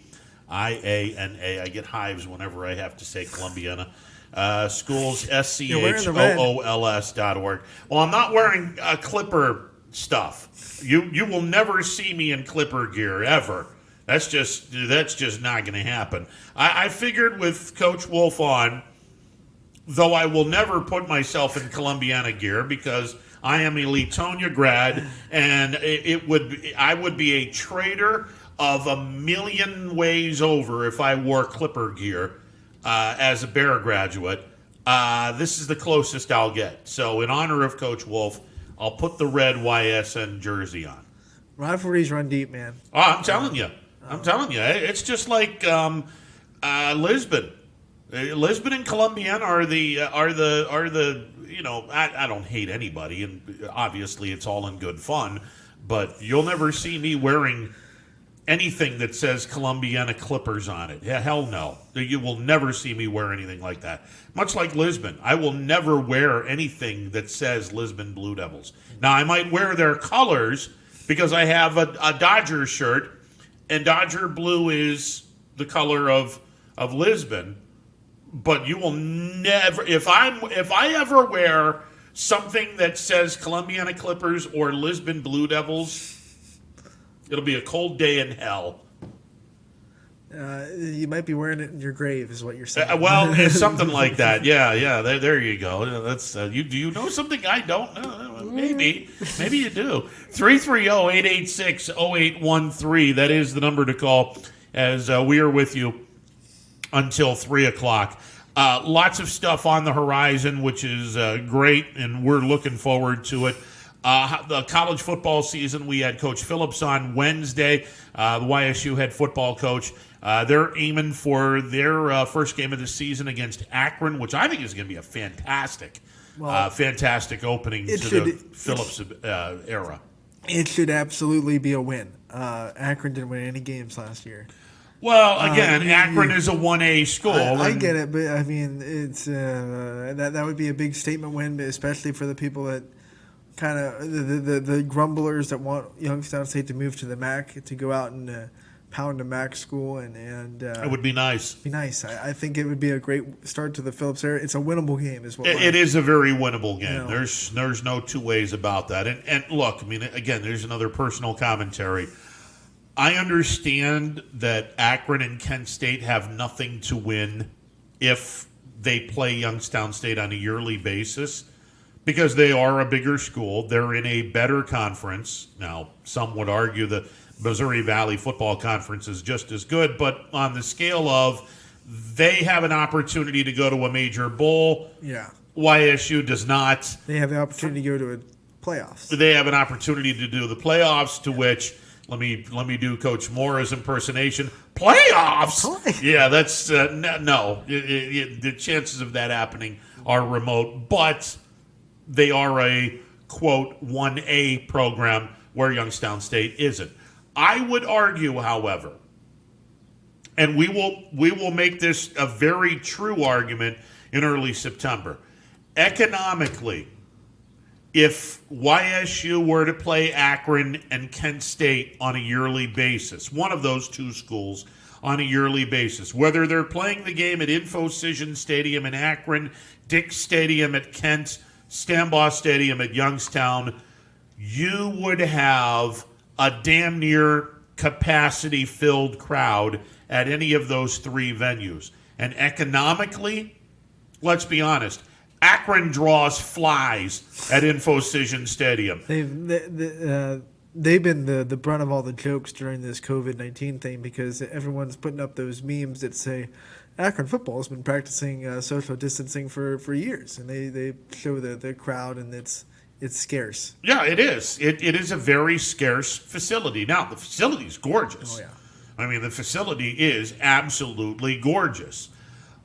Dick Stadium, an older stadium, but still a very nice facility.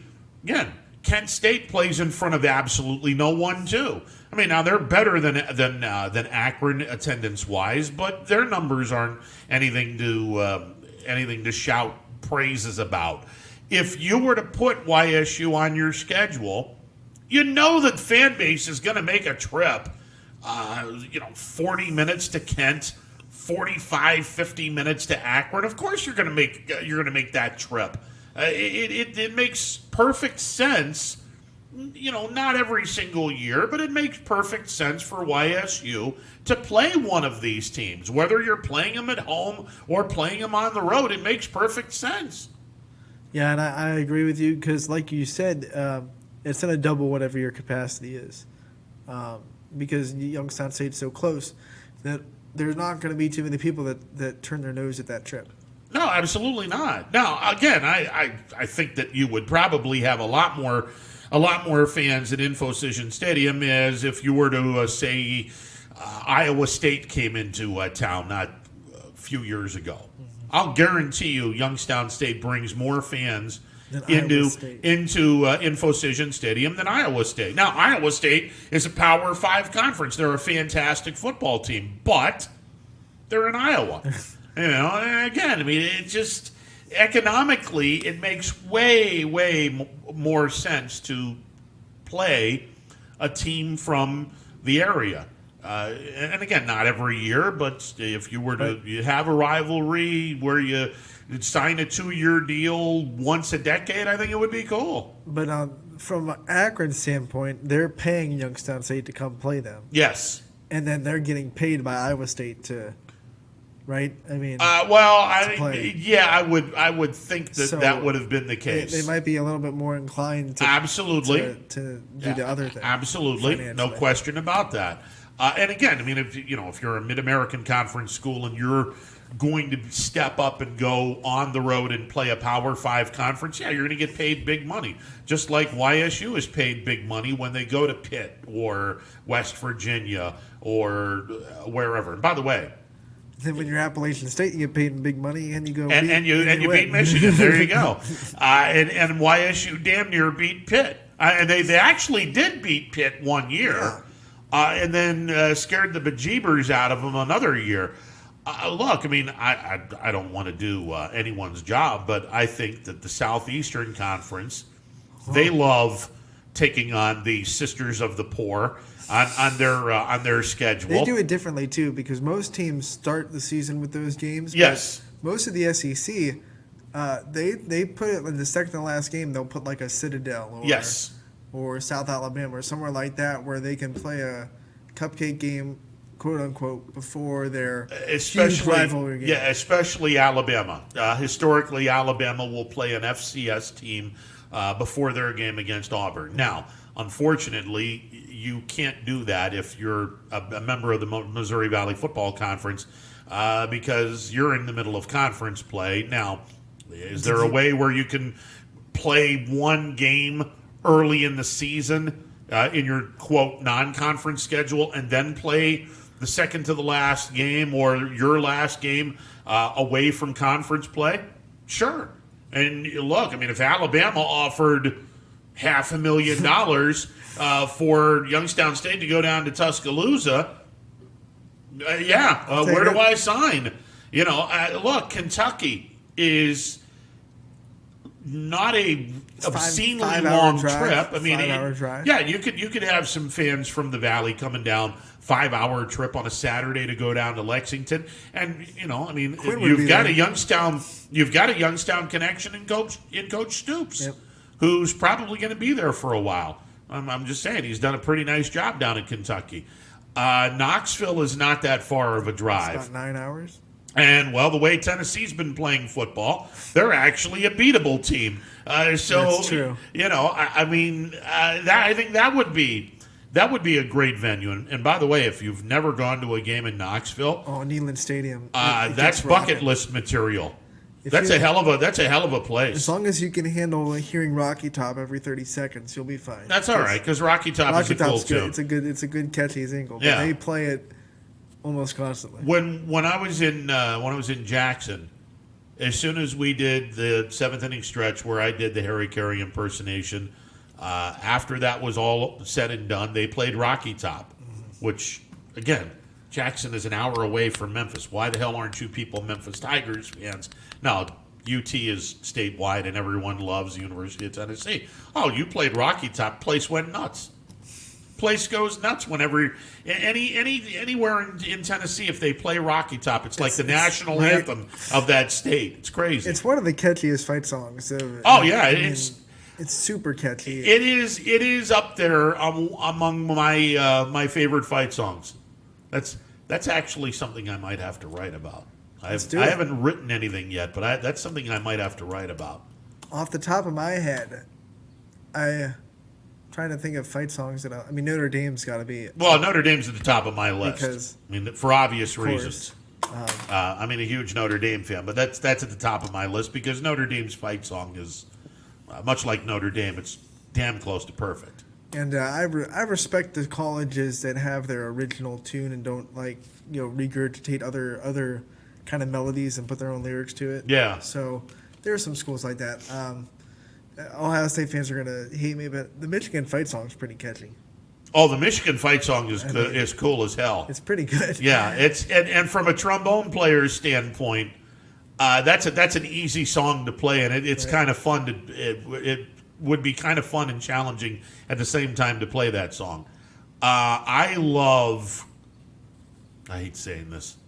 I love Florida State's fight song, too. Yeah. Because when you spell out FLORIDASTATE, Florida State, Florida State, Florida State, drop in the Ric Flair woo, and there you go. Yep. I hate the USC fight song with every fiber of my being, but it's a catchy tune. It's catchy. It's a catchy tune. I got to give props to to our chief rival. My chief rival, being a Notre Dame fan, is USC, but USC's fight song is catchy. As a Letonia grad, our alma mater, our fight song was on Wisconsin. Yeah. Wisconsin's fight song, which, all right, that's not bad. I like that there are some schools that use Notre Dame's, but it's like they're the Devils, and then they're using a Catholic school. Yeah, that's not cool. Yeah, that's funny. Yeah, that is not cool. Not cool at all. But yeah, most of the high schools just kind of use a college's fight song, and they put their own lyrics to it, and it's still good. Georgia's fight song. They just regurgitate. What is it? Da da da da da da da. Yeah. It's not original. Yeah, no, it isn't. But it's don't cool. Bring that up. It's all right. Tex fight song's a lot better. It swears like a sailor. Yeah, well, there you go. Yeah, Tex fight song. So old school. Like they wrote it in the 1920s. They haven't changed a thing about it. It swears a lot. Well, there you go. And it says to hell with Georgia. So okay, there you go. Texas again from a trombone standpoint. I love the Texas fight song because you get to move the slide part of the trombone an awful lot. That's pretty cool. You have to argue which one does it better, LSU or Clemson. But I love LSU's LSU, version of yeah. the fight song is pretty cool. Missouri's got a good one. Yeah, Missouri's is good. That's not bad. UCLA's is catchy. Yes. That's a catchy tune. So well, let's give a shout out to Youngstown State. They have a pretty good YSU's fight song is cool. Yeah, that's a good fight song. That's a solid fight song. All right, 330-886-0813. Phone line is open if you want to jump on board on this Friday edition of Running Point on YSNLive.com. With you till 3 o'clock, taking your phone calls, talking sports, and hopefully, fingers crossed, we will have a bunch of sports coming all at once. National Hockey League, they're still talking about the 24-team playoff, which I think is fascinating as all get out.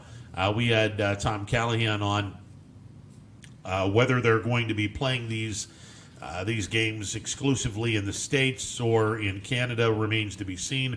Our guess is they're going to do it in the States. Personally, I think they should do it in Canada because it's Canada's sport, but the NHL offices are in the United States, and, they may want to play the games in the States. Look, I mean, if they lax the rules between now and July where they allow the border to be open, which I don't think they will anytime soon, but if the border were to be open, I think Buffalo is a perfect location because of the fact that it's so close. The Peace Bridge is the bridge that separates the United States and Canada. Wouldn't that hurt you, though, as a Buffalo fan, to see playoff hockey being played in your stadium, but it's not Buffalo? Well, it's the only time they're gonna have playoff hockey. I mean, Jack Eichel comes out, the best player on the Sabres hockey team, and he's like, "F this crap. I've had enough of this stuff. I've had enough of us losing. I've had enough of the no playoffs. This is bullshit. I want to change this." So, hey, I like your passion. Get it done. He caught Barry Sanders syndrome. He said, "I'm sick of losing. Yeah, I'm out of here." Well, he hasn't said he's out of there, but note to the Sabres, you might want to start winning, or your franchise player is going to walk out the door, which I don't want to see that happen for sure. And you've got basketball talking about putting their season back together again. All in Orlando. All in Orlando, which, hey, Disney World is going to be opening next month anyway. So, if you bring your family down, they can go to Disney World. You can play your basketball. Perfect scenario. They have much more civil communication between the union and the league than baseball, by the way. Well, here's the thing. It's going a lot more smooth than basketball. Nobody is sabotaging anybody. Right. I mean, Trevor Bauer, a couple of days ago, started talking about Scott Boras and how Boras should not be speaking up about union business because he is not in the union. Now, he's the super agent, and all of his clients make a ridiculous amount of money. And let's be honest, Scott Boras is about the money. He wants as much money for the players as possible, so the players, in turn, his clients, can pay him his 8 to 10%. Yep. I mean, it's all about the money. I mean, this is not breaking news. Scott Boras is wanting to get paid, and he has flat out said, "Don't let the owners get away with this. You have to hold on and have your money and blah blah blah." Okay, shut up. Just shut up. Just shut up. The more I think about what John Parado said on this show on Wednesday, the more it makes so much sense. Major League Baseball, and it would kill me as a member of the media. It would kill me to not cover this. But for the good of the game, because there is an undesirable hatred and distrust between the owners and the players, both sides, for the betterment of the game, need to shut the hell up and have a news media blackout Nobody sends stuff to their friends in the newspaper business or the online business or the social media business. You shut up. You work behind the scenes. And much like the Catholic Church when they're trying to figure out a new pope, have white smoke billowing out of the New York City office if an agreement ever comes to play.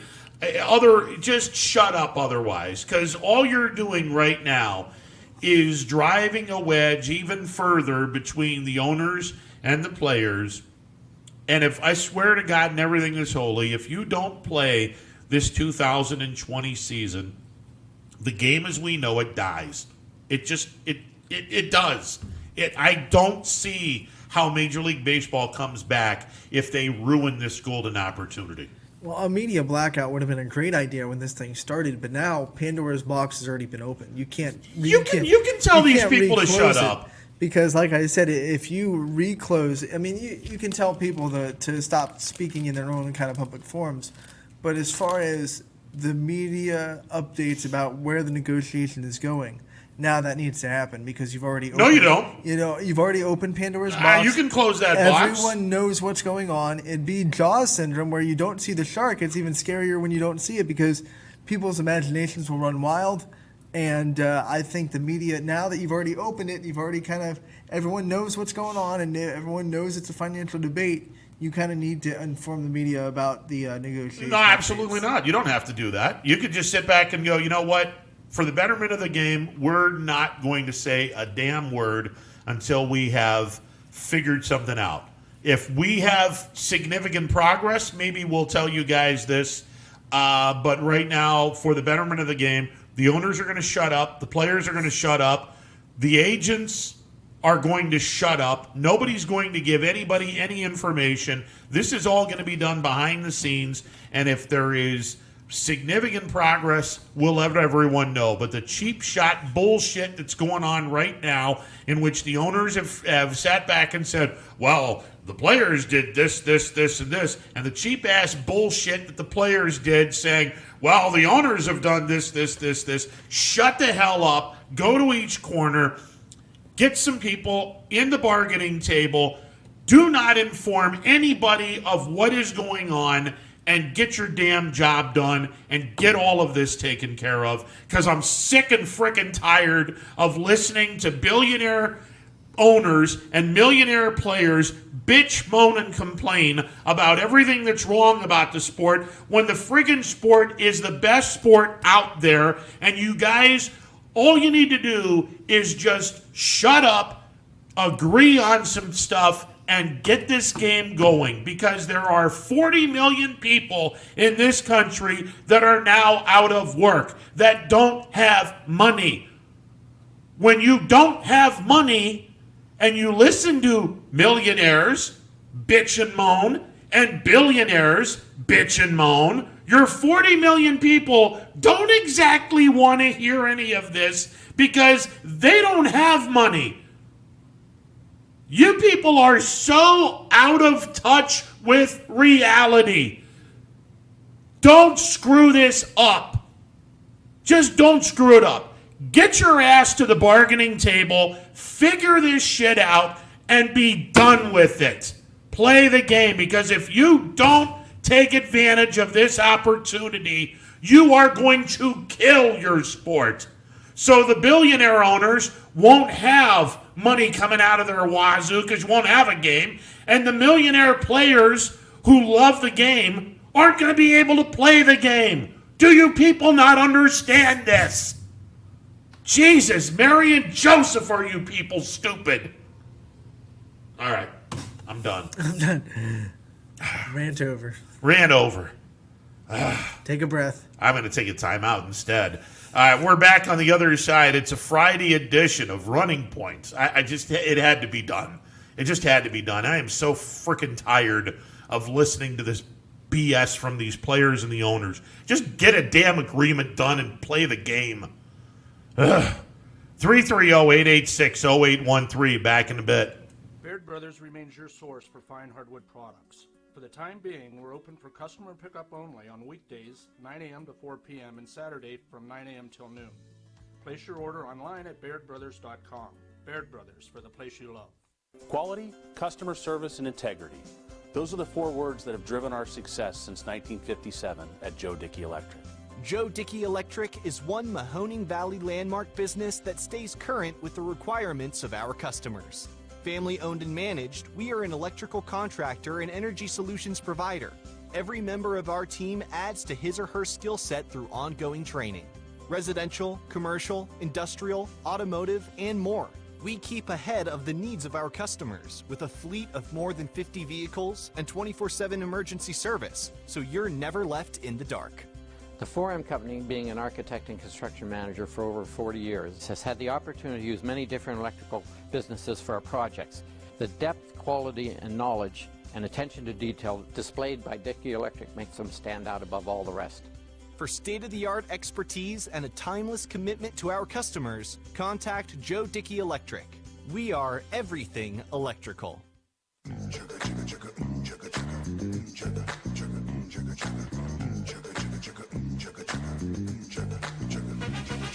Friday night, it's fresh limousine.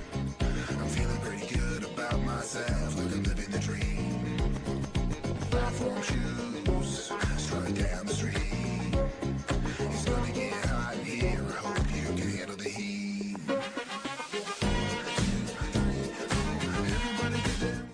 Over the years, you watched us grow, and as we've grown, so has the Myers Family Insurance team. Thanks to all of you who have trusted our families to help you with your Medicare needs. Myers Family Insurance looks forward to helping you now for years to come, so call our family today and remind them how cute we are. Myers Family Insurance continues to be the area's resource for all your Medicare and retirement needs. Call today, 330-286-3044. It is a Friday edition of Running Points on YSNLive.com. Ron Potesta with you alongside Anthony Hardwig. Number to call, 330-886-0813. That's 330-886-0813. With you till 3 o'clock on this Friday as I look over at the YSN brick by brick and the amount of teams that we have. Man, that's a lot of teams that we are going to be doing starting this fall. This is going to be a lot of fun.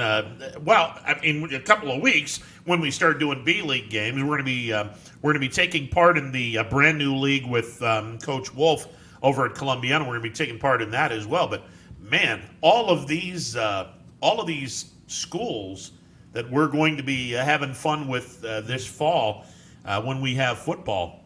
Man, I'm looking forward to this. They're going to be almost, for the first couple of years of YSN, there were always those athletes that weren't on our teams that we kind of wish that we could have covered, like a Zach Brazil, for example, and McDonald. You look at that board, there is almost no more athletes in the area that we're going to have to say that about come fall and come winter. So, yeah, no doubt. So we're all excited. I'm totally excited and stoked, and it means we get to tell more stories. We get to hear from more coaches, and that's what we're all about at YSN.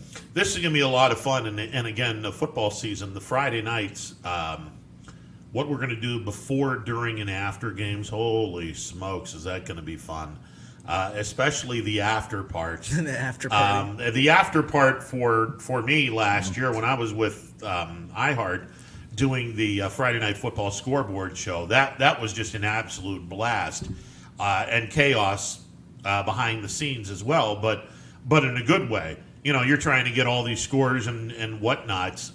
What we're going to do this year is going to be very similar, but it's going to be chaos. But love high school football, where we get an opportunity to have all of these teams covered, and man, it's just going to be a lot of fun. Hopefully, knock on wood, we have a whole season, because there's a lot of stories to be told this year.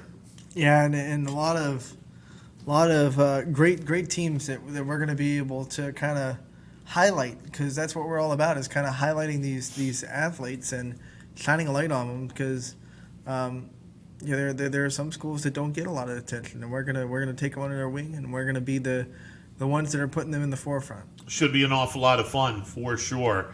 Again, this weekend we have a monster softball tournament going on in various facilities, and I know, Anthony, you're going to be heading out there this weekend. And again, weather-wise, this is going to be perfect. Yep, as long as it's going to be chilly on Sunday, actually, but that's okay because there'll be plenty of sunshine on Saturday and Sunday with, I think, highs in the low to mid 60s. So that's perfect weather.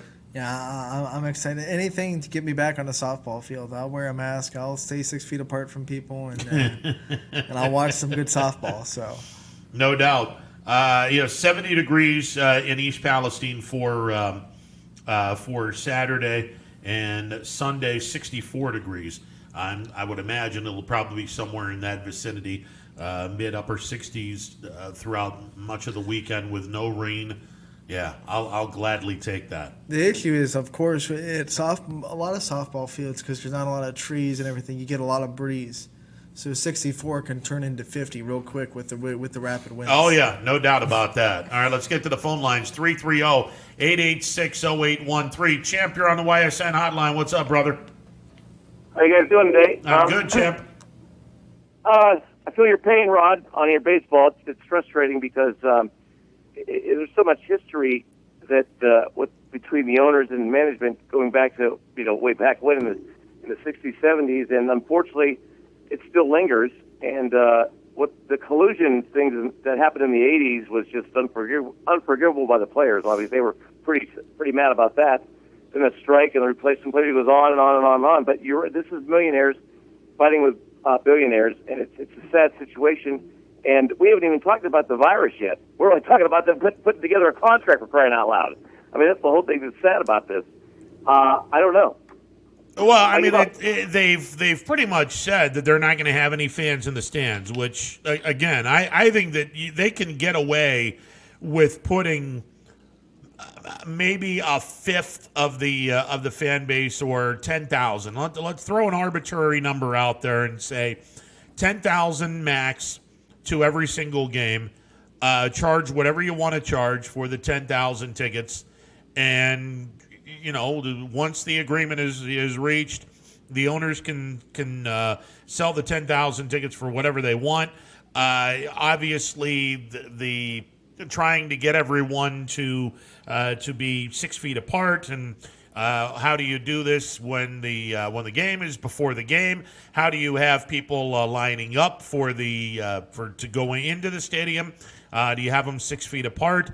There's a lot of variables, but I think if Major League Baseball wanted to just sell 10,000 tickets max, I think it would definitely help the situation out. Yeah, and in a situation where it was released the last couple of days, where they're going to be releasing 1,000 players, minor league players, just releasing them. Yes, and a lot of them have been released after spring training, anyways. But I'm really worried about the future of baseball right now, because it just seems like the guys at the top really don't care what happens as long as they're making their money. Well, Champ, you bring up something interesting with the releasing of the players. This normally happens on a yearly basis anyway, but it normally happens after the draft. After the draft, depending on how many kids that are signed by the organization, they immediately go out to rookie ball, short season A ball, on rare occasions, low A, high A, double A ball. But depending on the amount of guys that are signed, that's when minor league baseball has their kids released. Some of them that were very close to being released in spring training get released just after the draft, so they can make room for the new kids coming up. It's a cruel business, but that is part of the business of baseball. So it's not like minor league baseball would not be doing that this year under normal circumstances. They do it on a yearly basis. I don't think they do it as this much, but they normally do release players on a yearly basis at this time. But by shortening the draft though to 5 rounds, it's a little bothersome for me, because And being a Tiger fan, we had a lot of picks because we were so bad, and we have obviously the number one pick coming up. But now all these guys that are drafted, they can go and sign with any team organization they want. Doesn't that then favor the big market teams? Well, no, because the cap is at $20,000. So you're not going to get paid any more money than like if a big market team says, "Hey, we'll give you $100,000." That's out of the question.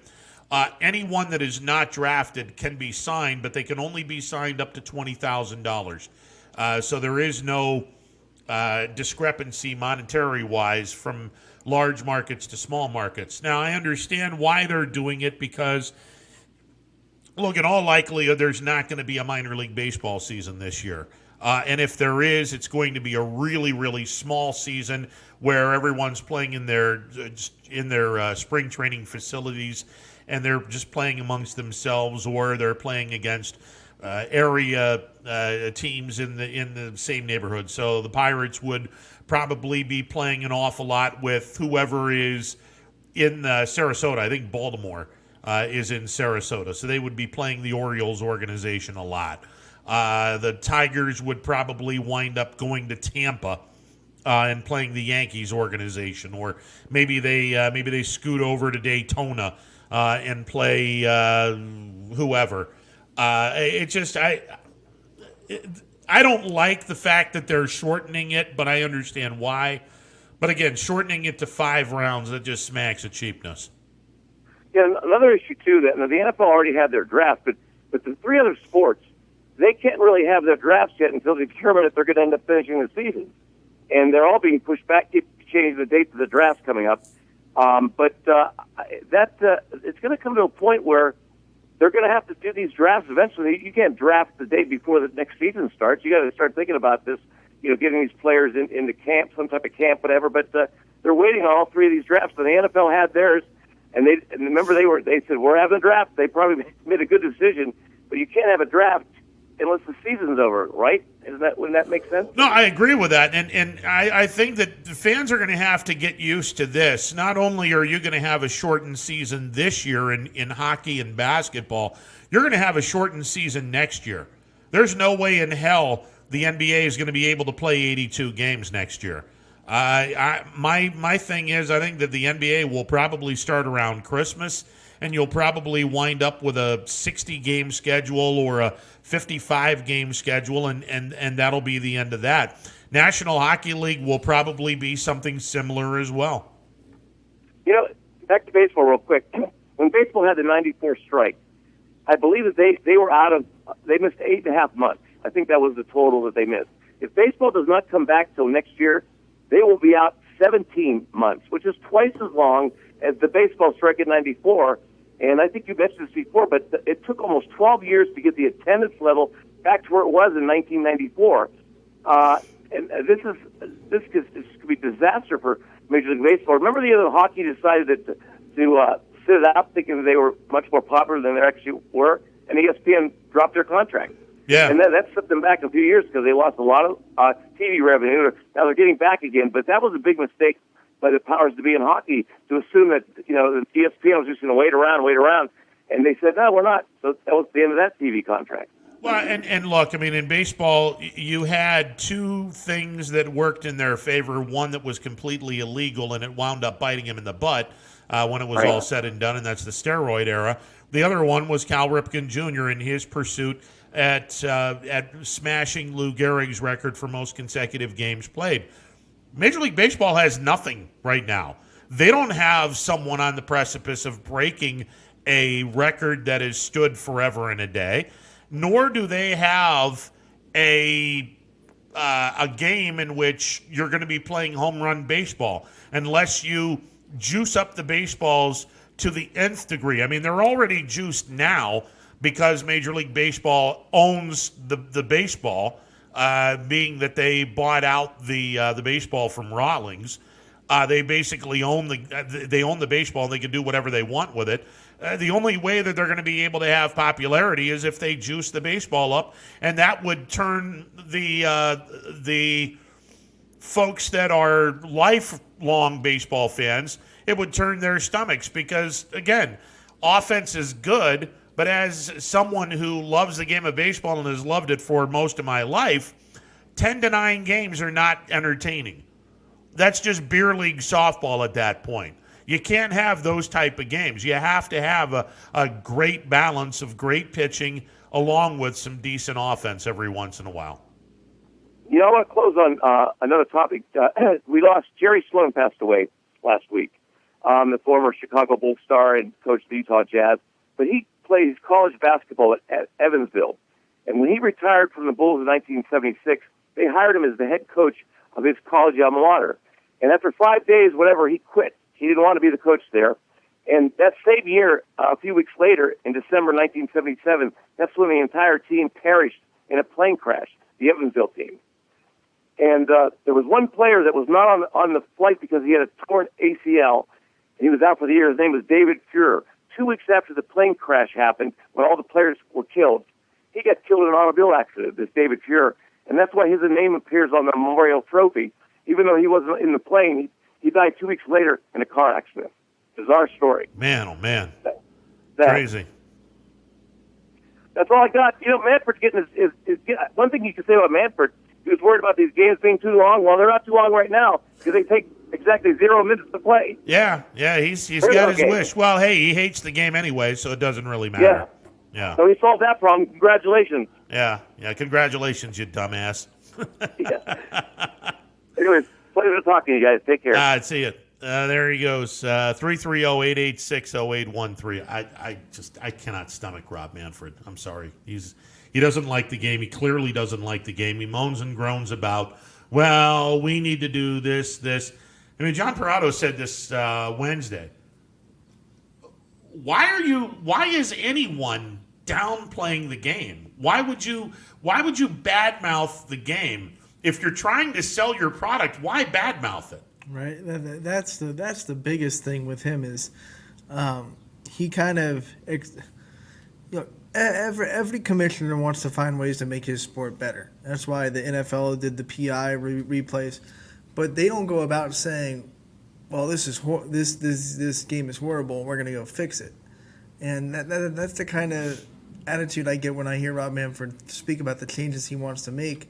Like he thinks that right now the game is horrible, and he needs to go fix it, and that just doesn't send the right message.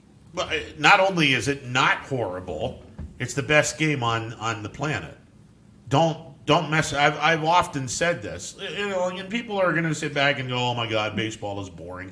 Well, it's a thinking man's game. I'm sorry you don't know how to use your brain. It's opinion, and it's to each his own. Some people don't like baseball. Some people don't like basketball. It's just it's what's great about sports. Absolutely. You find what you're passionate about and you compete in it. Yeah, absolutely. But, again, the baseball game, it doesn't have a time clock. It's the only sport that it doesn't have a time clock. It's the only sport where the defense has the ball. It's just, again, it is a great sport. Don't mess with the game. My problem with Rob Manfred, among a lot of things, number one, if you're trying to sell your product, why in the world would you badmouth your product? That's counterproductive, number one. Number two, if you're going to make changes that do not include the fabric of the game. That's the biggest thing. And number three, and I'm going to be pro players on this. Players are historically not trusting of the owners because they don't know what the owners have. The owners pay the players. They know exactly what the players are getting every 2 weeks or so. But the players have no concept of it. When an owner says, "Well, I'm losing money," open the books. Let's see what you got. Let me see what you got. Now, they didn't open the books, but they essentially gave a monetary value on who has the most money amongst all the owners. Want to take a guess as to who is the wealthiest owner in Major League Baseball? Yankees? That would be the Cleveland Indians. Real? Oh, wow. The Dolan family has $4.5 billion. By far the most money of any Major League Baseball owned team. And, of course, the Indians fans, being That's that a stick in their heart. being that they're, pretty pissed at him because he's not spending money, some of them were spouting off saying, you got all this money, why aren't you spending it? To which I replied, he's a businessman. He knows how to make money. And, well, spending money on a product that has won 91 games in the last 7 years, but the attendance figures haven't been out of the bottom third in those 7 years. You just spend more money. That's the fastest way to lose money. Hey, Dolan knows exactly what he's doing. If you're not going to support my product, I'm not going to spend an obscene amount of money. And he has an obscene amount of money to spend. It's one of those things. So, I was surprised to see that Hal Steinbrenner has $2 billion. Mm-hmm. I mean, that's a lot of money, but I would have thought the Steinbrenner family would have had the most money. They don't. It was interesting. The Dolan family has $4.5 billion. And I'm pretty sure the Royals just switched hands, so I'm not entirely sure. $500 million. So, which is a lot of money, but considering the fact you probably paid that much, if not more, for the Major League Baseball team, there's not a lot of money to spend there. It was glass, and he sold it. So yes, the minority owner of the Indians bought the team. Okay. Yeah, so good rivalry to have All with right. the minority owner of the Indians owning the Kansas City Royals. And again, money is to be had in all professional sports, especially if you know how to run a team and how to get the most bang for your buck. But I'm with the players on this. The owners will sit back and go, well, we're losing X amount of money. You're saying this. How do we know you're not blowing smoke up someone's backside? Right. Open the books. Let's see it. Let's see how much you guys are losing. I think if that went a long way to figuring out, okay, here's the trust issue that we have. And Champ brought up an interesting point with collusion. And I thought a couple of years ago the owners were colluding. Not with the superstar players, but with the fringe star players. They weren't getting the money that they were that you would have thought that they would have gotten. And there was some collusion going on, and I'm convinced of that. Now, here's the other part of what happens if there's no Major League Baseball. Okay, $4 billion is the number that they're saying teams will lose. That's an average of $133,333,333.33. Carry the 333, whatever. That would be how much money each team loses. I would not want to be a free agent. No. After the 2020 season. It's like we said, you're not going to see the big contracts. Absolutely, 10 years, you're not. $300 million. You're not going to see anywhere close to that. But if you don't have baseball, you might see someone get a $10 million deal. That's about it. I still think Lindor leaves Cleveland because I still think there are going to be people that the scale is going to go down, but there's still going to be the people that will pay more than probably. Probably. Let's get to the phone lines. Thanks for waiting. You're on Running Point. What's up? Hey, Ron. What's up, man? How you doing? I'm good, man. Yourself? Good, Ron. Hey, Ron. I was just going to comment about this MLB. I'll tell you what. If this carries on through the end of the month of June, I'm talking, you might as well forget about baseball for 2020. I agree. I mean, I don't know if it's going to happen. I think you just have a bunch of greedy millionaires, players, and greedy billionaire owners. And to me, it's looking like that may be the last sport to come back. Well, and it's a sad state of affairs. They're all moaning and groaning about money, and there's 41 million Americans that are currently out of work wishing that they had a paycheck. I mean, you talk about being tone deaf.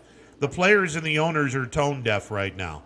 Now is the worst time to get sympathy out of the American public. Believe me. Agreed wholeheartedly. And look, I firmly believe that this is nothing more than two groups that are posturing, and we'll get the negotiations started somewhere in the next couple of days. by June the 10th, I think the camps will be open, and I think there will be an 82-game schedule come out on July the 4th, and I think that we will have a baseball season. Now, if they don't have a baseball season, I don't think this sport comes off the canvas. I think the combination of no baseball, 42 minor league baseball teams getting taken out, and a labor dispute at the end of the 2021 season, I think the combination of those three things kills baseball altogether. Kills the sport. Wow. Yep. Boy, that's a strong prediction. I mean, I would hope that cooler heads prevail. But, Ron, I mean, seriously, name me even a couple of these stars that got these $300 million contracts. Name one of them or two of them that they lived up to their expectations in the long run. I mean, I'm thinking, like Lindor.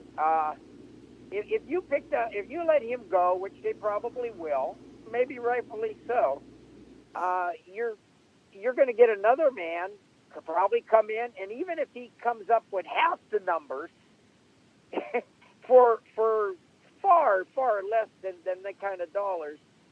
I mean, seriously, do we really need $300-400 million contracts in baseball? Well, for one man. I've yet to see the contract of any player live out start to finish, especially the 12-year deals. Albert Pujols is not worth what he's been paid, and hasn't been worth what he's being paid for about 4 years now. And the same thing's going to happen with Trout. The same thing will happen with Harper. You're signing these guys to this contract because, well, you want them right now, but it's going to come back and bite you in the backside when they get old and they're not worth the money. Miguel Cabrera, who I think is was the best player in baseball for quite a while, he is nowhere near worth the amount of money the Tigers are paying him, but he's on the back end of his lucrative contract. You have Harper, who got all that money last year. Philadelphia didn't even make the playoffs. Again, I mean, you got to have more than just one player to make the playoffs, and you got to have some solid pitching. And Philadelphia is a nice team, but they weren't a playoff team for a reason. And Bryce Harper is overrated to begin with. Absolutely, he is absolutely overrated to begin with. So he was not worth the money this year. Now, does he come back and have a fabulous year, and do they get to the playoffs? I mean, we'll see what happens. But the guy I'm really feeling sorry for is the best player in the game, and we don't get to see him because there's no talent around him, and that's Trout. Yeah, I mean, I could agree with that, but, has he made any major – I mean, they haven't made the playoffs in how many years? I mean, is he really a difference maker? Well, he's a difference maker, but again, in baseball, you got to have at least 7 or 8 guys to put up really good numbers, especially I would say at least half of those guys have to be pitchers. So you get 4 pitchers putting up solid numbers, 4 everyday players putting up solid numbers. You're probably looking at a playoff team then. But, other than Pujols is a fledgling former star. He doesn't have any star value around him in Anaheim. It's Mike Trout and a bunch of average players, and you're not going to win with that. How about Manny Machado? He didn't live up to his contract. Well, again, he's 1 year in, and I actually think Machado's got a much better scenario because San Diego has a much better organization. Their minor league system is to die for, and if they don't screw that up and these kids or not all of them, but if most of them pan out, I think San Diego is going to be a championship caliber team for about a 5-year stretch. Well, my point is, Ron, I just I just don't know whether these players have signed these multi-million-dollar contracts for 10 years, if they really are the true difference makers, and ultimately their teams underperform, and ultimately they underperform. Look, if it were up to me, and again, I'm not a general manager, nor do I want to play one, but I'll play one right here. If I were a general manager, there's no way in hell I sign anyone past 6 years. And if it's a pitcher, there's no way in hell I'm signing anyone past 5 years. Yeah, because they're only playing once every 5 days. Well, that and the fact that you're one bad pitch away from blowing your elbow out and having Tommy John surgery, and there's only so many bullets in your arsenal. Absolutely. But what do you think? Do you think, one more question, Ron, in your opinion, do you think we're going to have a high school football season this year? Yes. Okay. Yes. Do you think it'll be to the point where we can't go watch the games? Or do you think it would be that we'd have to maybe wear a mask when we go in and keep a mask on? I think there will be limited fans. And we may not have a 10-game season, but I think that we will have a football season, but it'll be with limited fans. That's my prediction. Well, what do you mean by limited fans? You won't have the entire stadium. I think what they'll probably do is have each kid get 4 tickets to give to their families, loved ones, friends, whatever. So you'll probably have about 300-400 people in the stands. 300-400. Okay. Yep. And do you feel there'll be an NFL season? Yes, but without fans. No fans. No, I don't think there will be any fans. And if there is, it'll be like a third or a fourth of the stadium. Wow. Yeah. That's going to be really strange. How about college football? Same thing. I don't see the stands entirely full. Matter of fact, Ohio State has flat out said that they'll probably wind up selling 30,000 tickets max. Okay. Yeah. 30,000. Spread them around the whole. Yeah, and spread them around the shoe. Yeah. Well, could they do that for NFL? I mean, I could see where the NFL in a 50, 60,000 seat stadium, you'll probably have about 20,000. In a 75,000 seat stadium, 25,000. Something like that. I don't see the NFL having asses to elbows in the seats. Yeah, I don't either. Yeah. Hey, Ron, good talking to you. I'll keep in touch. All right, brother. Appreciate it. All right, there we go. 330-886-0813. I think we have a football season. I just don't think we're going to have a crowd. Yeah, especially, in college, there's too much riding on football to not have a football season. Yeah. And again, we've mentioned this. The big difference between the NFL and the NCAA and high school football. Look, if you don't have people in the stands in college or pro football, they're still going to make money because they have a very large TV contract deal. High school football doesn't have that. So selfishly, oh God, our company would thrive beyond belief if there was no fans. And selfishly, a part of me would like to see that because that's more money in our pocket. But I don't want to be that way. I don't know. I don't know if the fans would enjoy listening to a game if it meant, okay, every Friday you got to tune into a game. Oh, okay, I think a lot of people will, but I don't know if the fans would do that 10 weeks of the year if there were no fans. I think at the least in high school you'll have the immediate families of the players in the stands. Absolutely. And I think that's probably going to be it. I don't think you can tell a kid's parent that you can't come to the football game. I would not want to be on the back end of that conversation. No. Yeah, because if a superintendent or especially in football, the school board were to sit back and say, hey, nobody's allowed to see these games, there'd be hell to pay. It wouldn't go over well. Mm-hmm. It would go over like a fart in church. Let's be honest. 330-886-0813, the number to call. Honestly, I think that at the end of the day, what we'll probably see is kids are going to get 4 to 6 tickets apiece. It'll be like what we were when we were first doing basketball. Yeah. If every kid gets 4 tickets, You give them to whoever and just go from there. And the rest of the folks, well, then you're going to be listening to YSN, which is good. And if that's the case, buckle your seatbelts. We're going to have all kinds of fun. We're going to have all kinds of fun. Absolutely. They're buckling it up. There click you it go. or ticket. All right. Good to know that you've buckled your seatbelt. Click it or ticket, Ron. There you go. You're a law-abiding citizen. Is your motor? It's not on right now. But It's not there. on right now. It's Okay. there. All right. I can't operate a motorized vehicle without a seatbelt. There you go. Would you get pulled over? No, I don't Let's think say if you're wheeling your way down the road, and somebody notices that you didn't buckle up, would somebody have the audacity to pull you over and give you a seatbelt violation? I don't think so, but I've had the misfortune of hitting a divot without a seatbelt. I don't want that to happen again. Oh, you flew out of the... Oh, yeah. You fly right out of the chair. Yeah, that's not good. Not fun. No, definitely not. I mean, it's kind of fun, but I don't want to do it Well, again. no.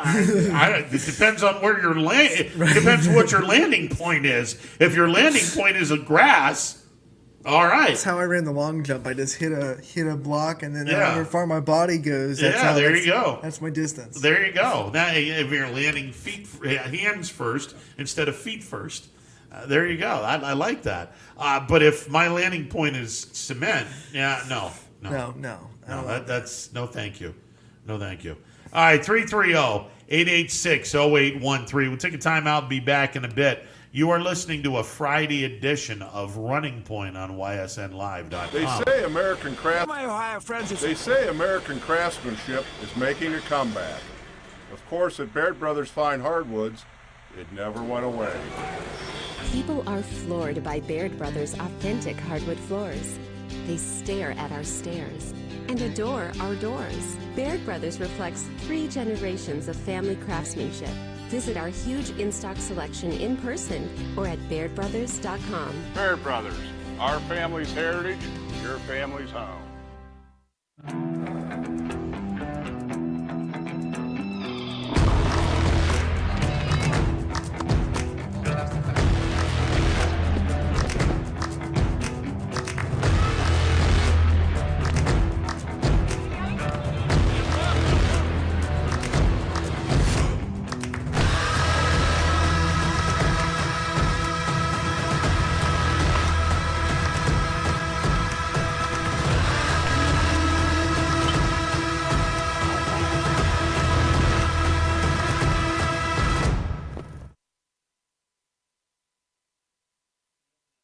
Planning a project around your home or rental property? Trust the electrical service to the local experts with 62 years of serving the Mahoning Valley. Joe Dickey Electric is your local go-to source for responsive, reliable residential electrical work. From everyday maintenance and repairs to new installations, electrical upgrades, and safety inspections, no job is too big or too small. Call Joe Dickey Electric today, 800-549-3976, or visit DickeyElectric.com. That's DickeyElectric.com.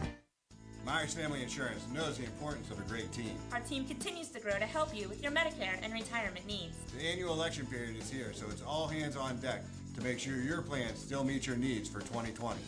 Call us today. It is a Friday edition of Running Point on YSNLive.com. Ron Potesta with you. Anthony Hartwig, Mr. Bossman is here as well because, Wednesday we came in here and we were talking about the impending 40-yard dash between you and Quinn, and we only interview winners around here. So, Quinn's not here because, he didn't win. Now, look, I have to let the cat out of the bag. He did not have the proper equipment that you had. And let's just say that he wiped out 2 times running the 40-yard dash because of that. So the plan was to run it once. Yep. And once only. Yeah. And you gave him 2 opportunities. I gave him 2 shots. Listen, I'm a confident young man, and I emphasize man because I'm not so young anymore. Maybe to you, Ron, but No, you're a essentially, youngin. You're a youngin, DJ. but essentially, I've got a 25-year-old or somewhere in that neighborhood that says I could beat you in a race, hands down, easy peasy lemon squeezy, as the kids would say. And I said, I'm not going to back down from a challenge. I didn't get this far in life saying, "Ooh, I can't do it." The old Scott Hall, all right. So we first off, good reference, by the way.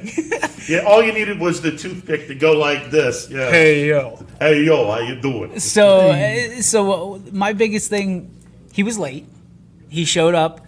We were the race was to begin at 11 a.m. Like, let's go. 11 a.m. Trey drops the flag. We run, and that's it. The fastest 5 seconds in all of sports. And my man rolls up about 11:05. Has a football in his hand and no cleats, no nothing. And I asked him, "What are you gonna do?" He said, "I'm gonna run barefoot." So I was like, "You're gonna run barefoot on turf?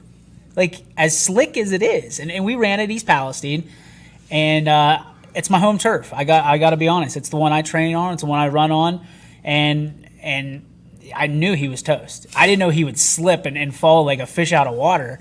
But not once, but twice.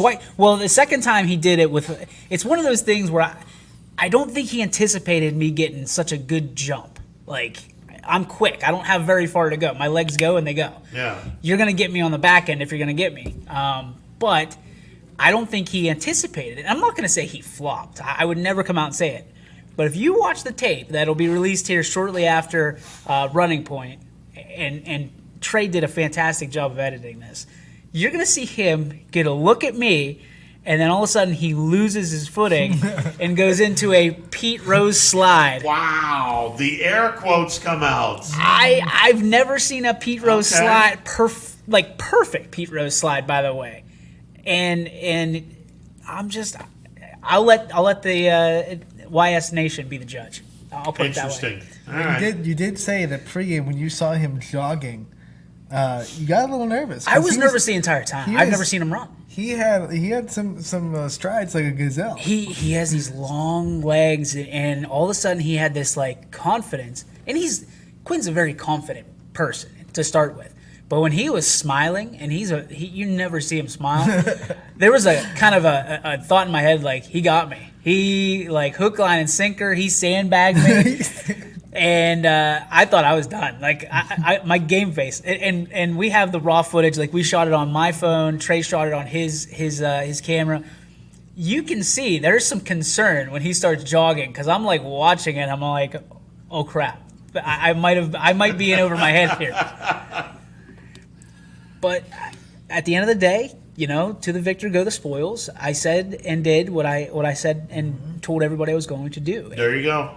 There you go. I told you, Ron. You said it's not fair because I had better equipment and we weren't equal. Listen, if Brady, you can't be mad that Brady gets the tuck rule, right? It's part of the game. He only beats people that people put in front of him. That was a little fishy, but whatever. But I'll let it go. It is what it is. It right? is what it is. So I mean, the challenge stands. The next challenge that we'll have on YSN is the 10,000 calorie challenge that Quinn will be taking part in on behalf of YSN with the MLO brothers. So they're going to be going to local establishments for the entire day, and they're going to down 10,000 calories. Isaac Schuster, Luke Schuster, and Quinn Pushkar.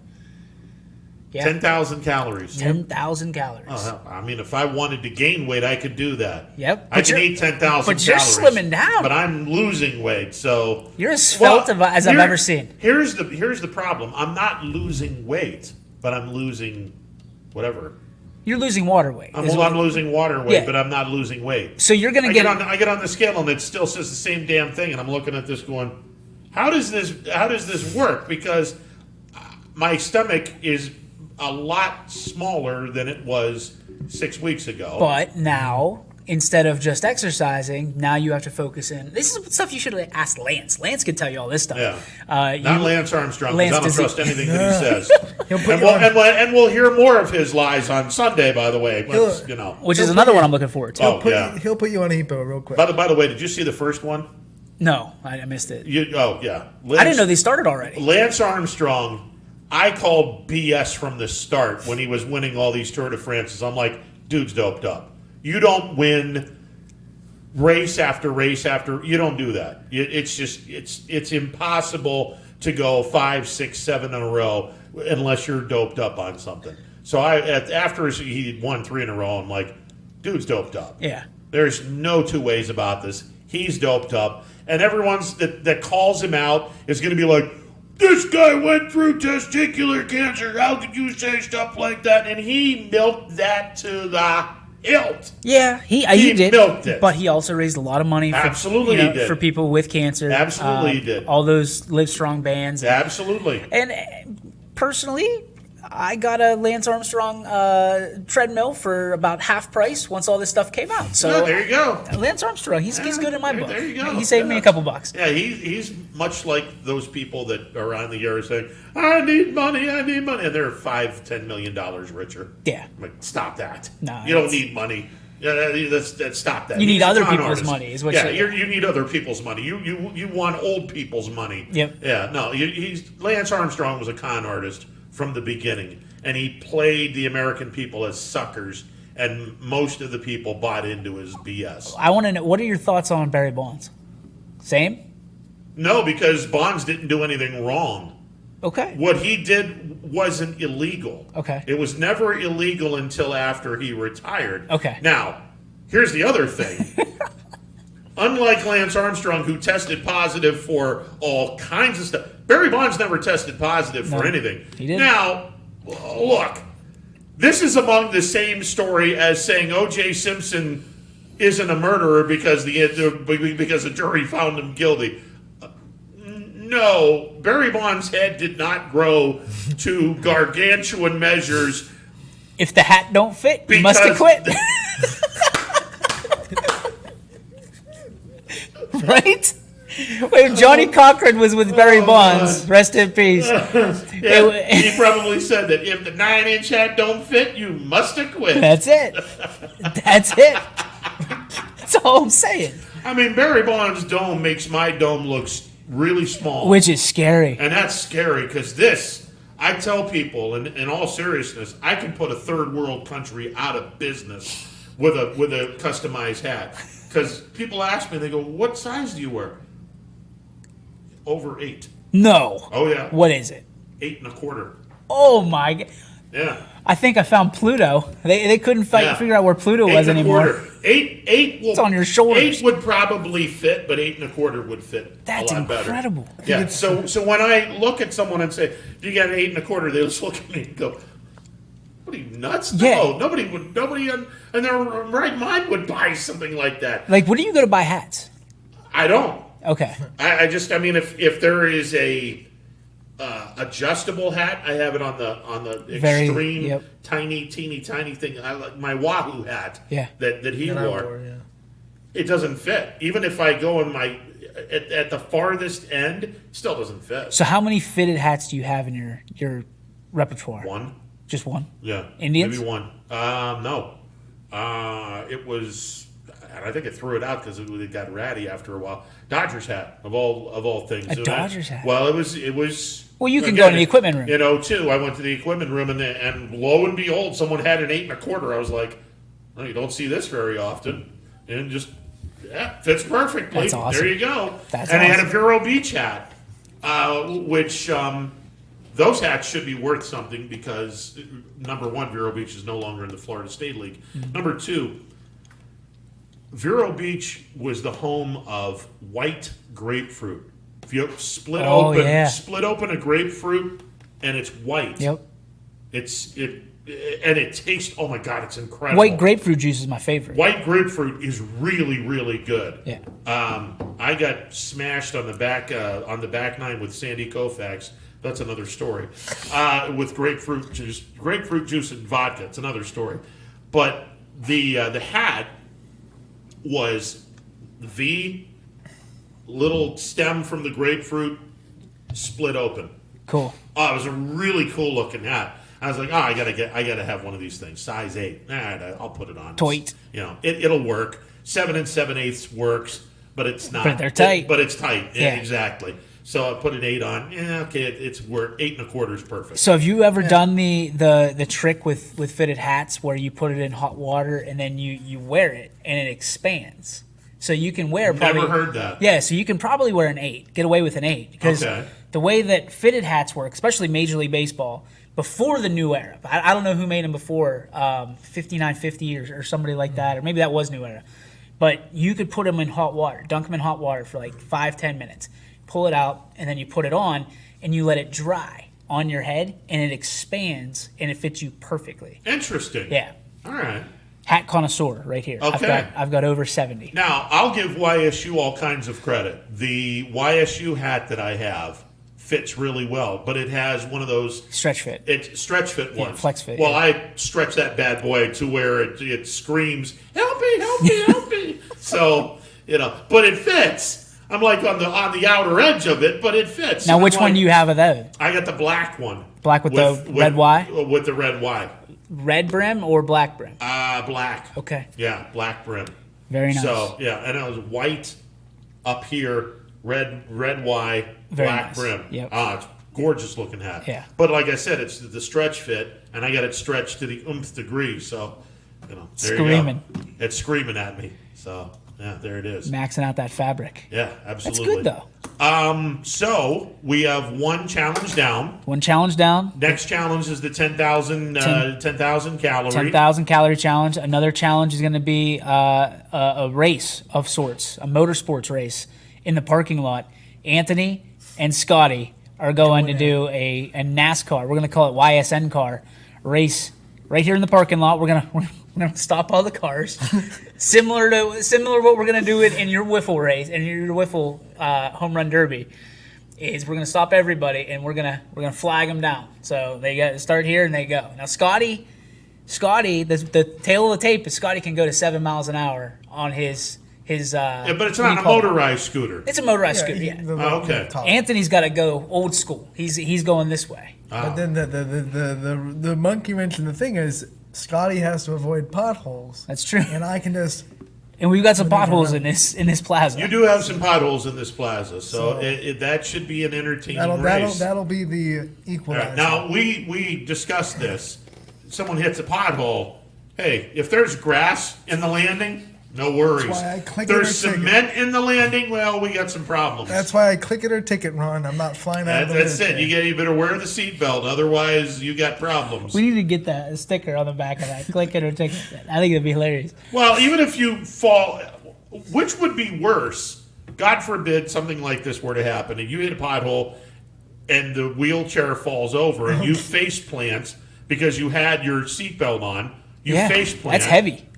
With the wheelchair on top I of think you. I'd have to be going pretty fast to knock the whole wheelchair I mean, forward. honestly, I would pretty much argue the point of I'm going to take my seatbelt off at that because point, I would if take it I off and roll. because if I don't have my seatbelt on, drop, tuck, and roll instead of having the entire wheelchair on top of me while I face plant on a cement. That's I'm really not starting cool. to rethink this whole thing. I think we need to find a better venue. You need to find a better venue. Maybe the I totally- AstroTurf. Well, no, that wouldn't work because you'd have people really. Well, we can do the upset parking you. lot at the school. You can do the parking lot because that parking lot at East Palestine is It's paved. nice. It's nice. And it's If nice. it's a flat surface, you better incorporate a turn to make an equalizer. There's no, we don't need It's a bit- equalizers. Oh, You're okay. starting to sound like Quinn. All right. But are you the master of putting one wheel up and doing a nice tight turn? I can drift, man. All right. Well, there you go. You ever see him drift out in the lobby? Well, I'm gonna start calling you Secretariat. He's gonna start That's what he drifting. He's going. I got a hold of Classe. I got the horse tranquilizers. Oh, in me and, I told him. there you go. I told him we got to get the restrictor plates off like in NASCAR. Yeah. Like we got to let them go. So we have that, and then of course we have the creme de la creme, the Wiffle ball. Ron Podesta Home Run Classic. I can't wait. I forgot the wiffle ball bat. I'm sorry. That's all right. It's all right. We have. I think I counted 4 that we got. 4. Did you get the big red one? I got the big. Well, I think it's yellow. It's the same thing though. All right, that's good. But yeah, That's good. we have it for you.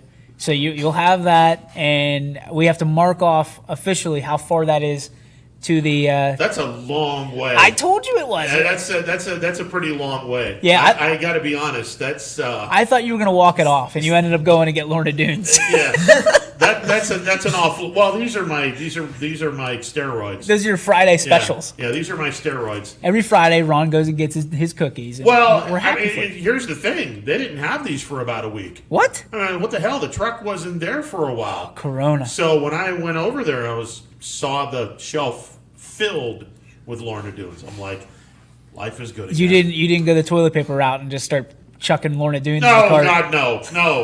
I would not. Because there's a lot of people that eat Lorna Doones. These are by far. By far. You be careful. Not named chocolate chip cookie. This is the best cookie on the market. Listen, I found a cheat code. So I apologize to all Girl Scout and Girl Scout leaders out there. Oh, the Keebler thing. No. The Walmart off-brand, the Great Value, they now sell every Girl Scout cookie pretty much known to man for $1.39 per. There's got to be 50 cookies. So the Thin Mints, they're amazing. Like everything. I was amazed. Well, the Keebler company did that with the grasshoppers. Yep. Were the Thin Mints. Yep.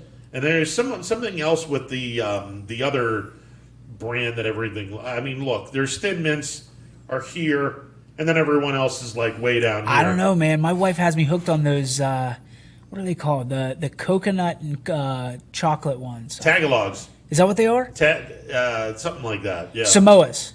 Oh, the Samoa cookies. Yeah. Huge fan now. Okay. Huge All fan. right. Huge fan. I mean, Thin Mints and Lorna Doones are. But for my money, nothing beats an Oreo. A double stuffed Oreo. That's where it's at. This is. Brock, I'm glad you brought this up because it all goes back to Latonia. This is hilarious. Back in the early 80s, we used to call the 400-meter relay team the double stuffed Oreos. Curtis Brooks leading off.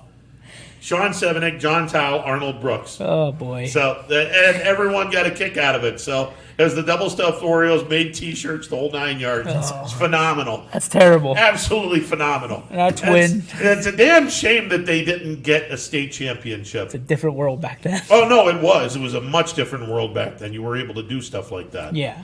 But they had second place for 82 and 83, and then JT and Sean both graduated.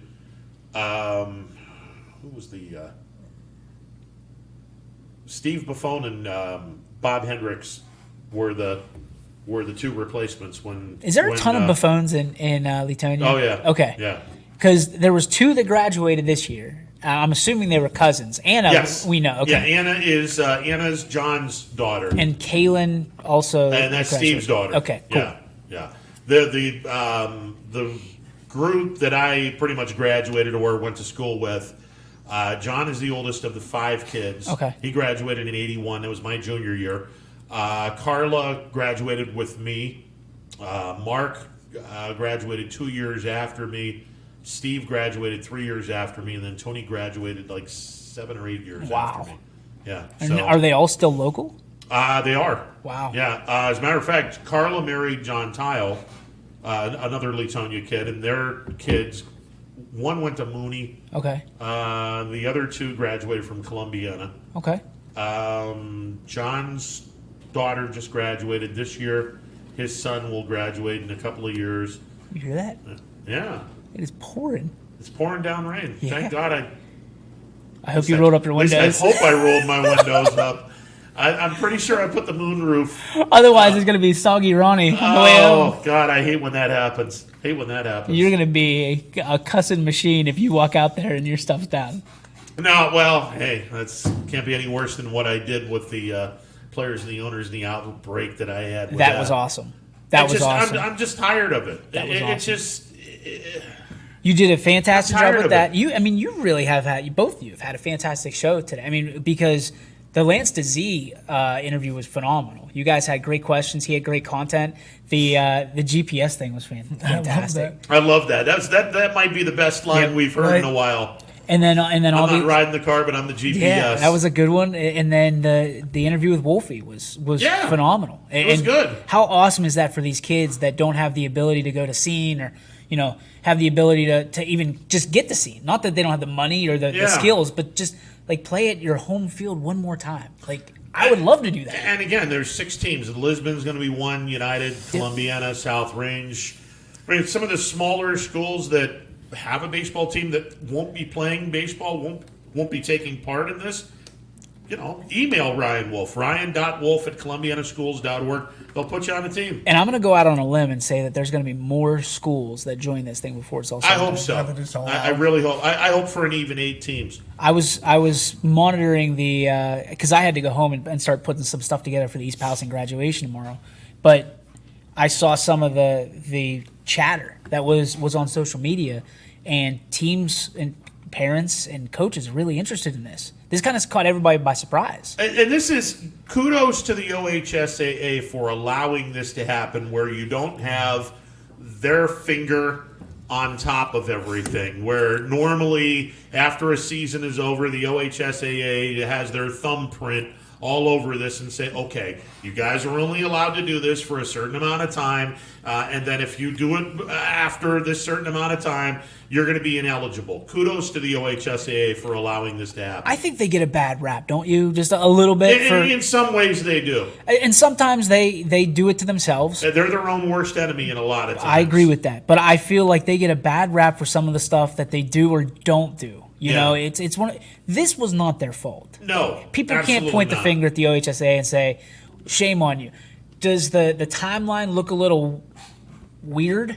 Yes. Well, okay. Now let me ask you: the timeline has to look weird in that. Okay, we didn't have spring sports at all, but now we got a 92-team softball tournament coming in, and everyone's going to have some fun with that. And I get that, and I see your point. But at the same time, we can't, out of this side of our mouth, say, "Hey, we want baseball back," and on this side, agreed, say we can't have 92 teams. Oh, listen, I'm glad that this is going on. Don't get me wrong, and I really hope that it works. Yeah, but and you were playing devil's advocate. The backside of it is what I'm hoping doesn't happen. There's a frustrating part of it, and you look at it, but I think right now in society, we as individuals, as families, as just Americans have to make a decision.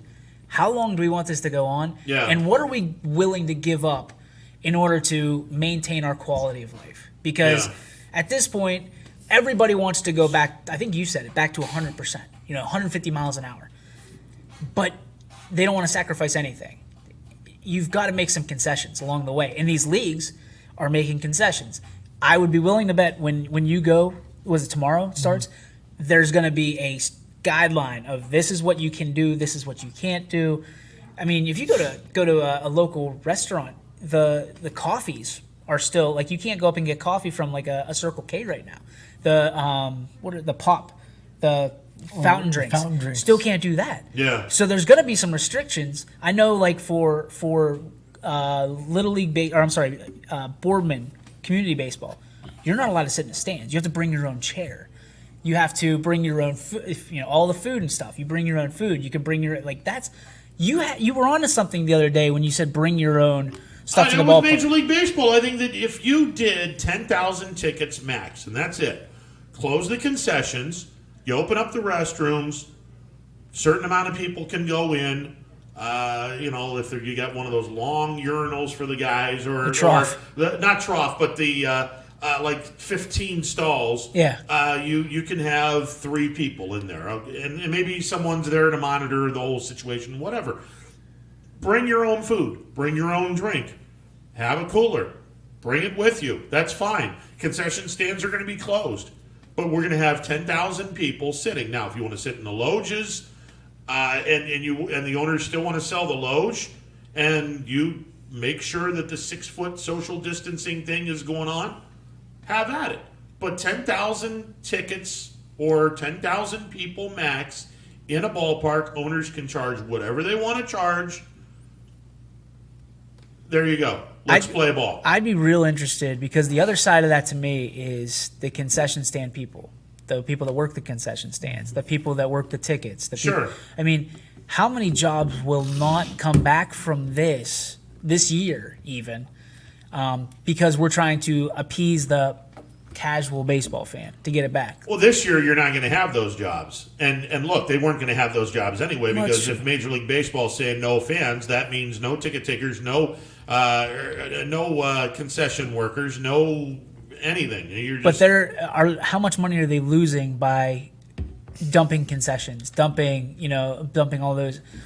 You're saving money essentially, and I don't want this to come off the wrong way or as insensitive. You're saving money by not hiring those people to work it. Yeah. But you're also losing money by not having the amount of people in the stands naturally. Absolutely. Right? So the concession is, again, how much do you want to risk in order for a reward, and what can you get by with doing and still have that game on the field? Because here's the other part that nobody's brought up, is the reason we can't bring roller coolers into major league stadiums anymore is safety issues. So all it's going to take is one person to screw this up, the same as Corona in that sense. And that's they got a sniper rifle in their cooler, and all of a sudden, obviously that the coolers are going to get checked.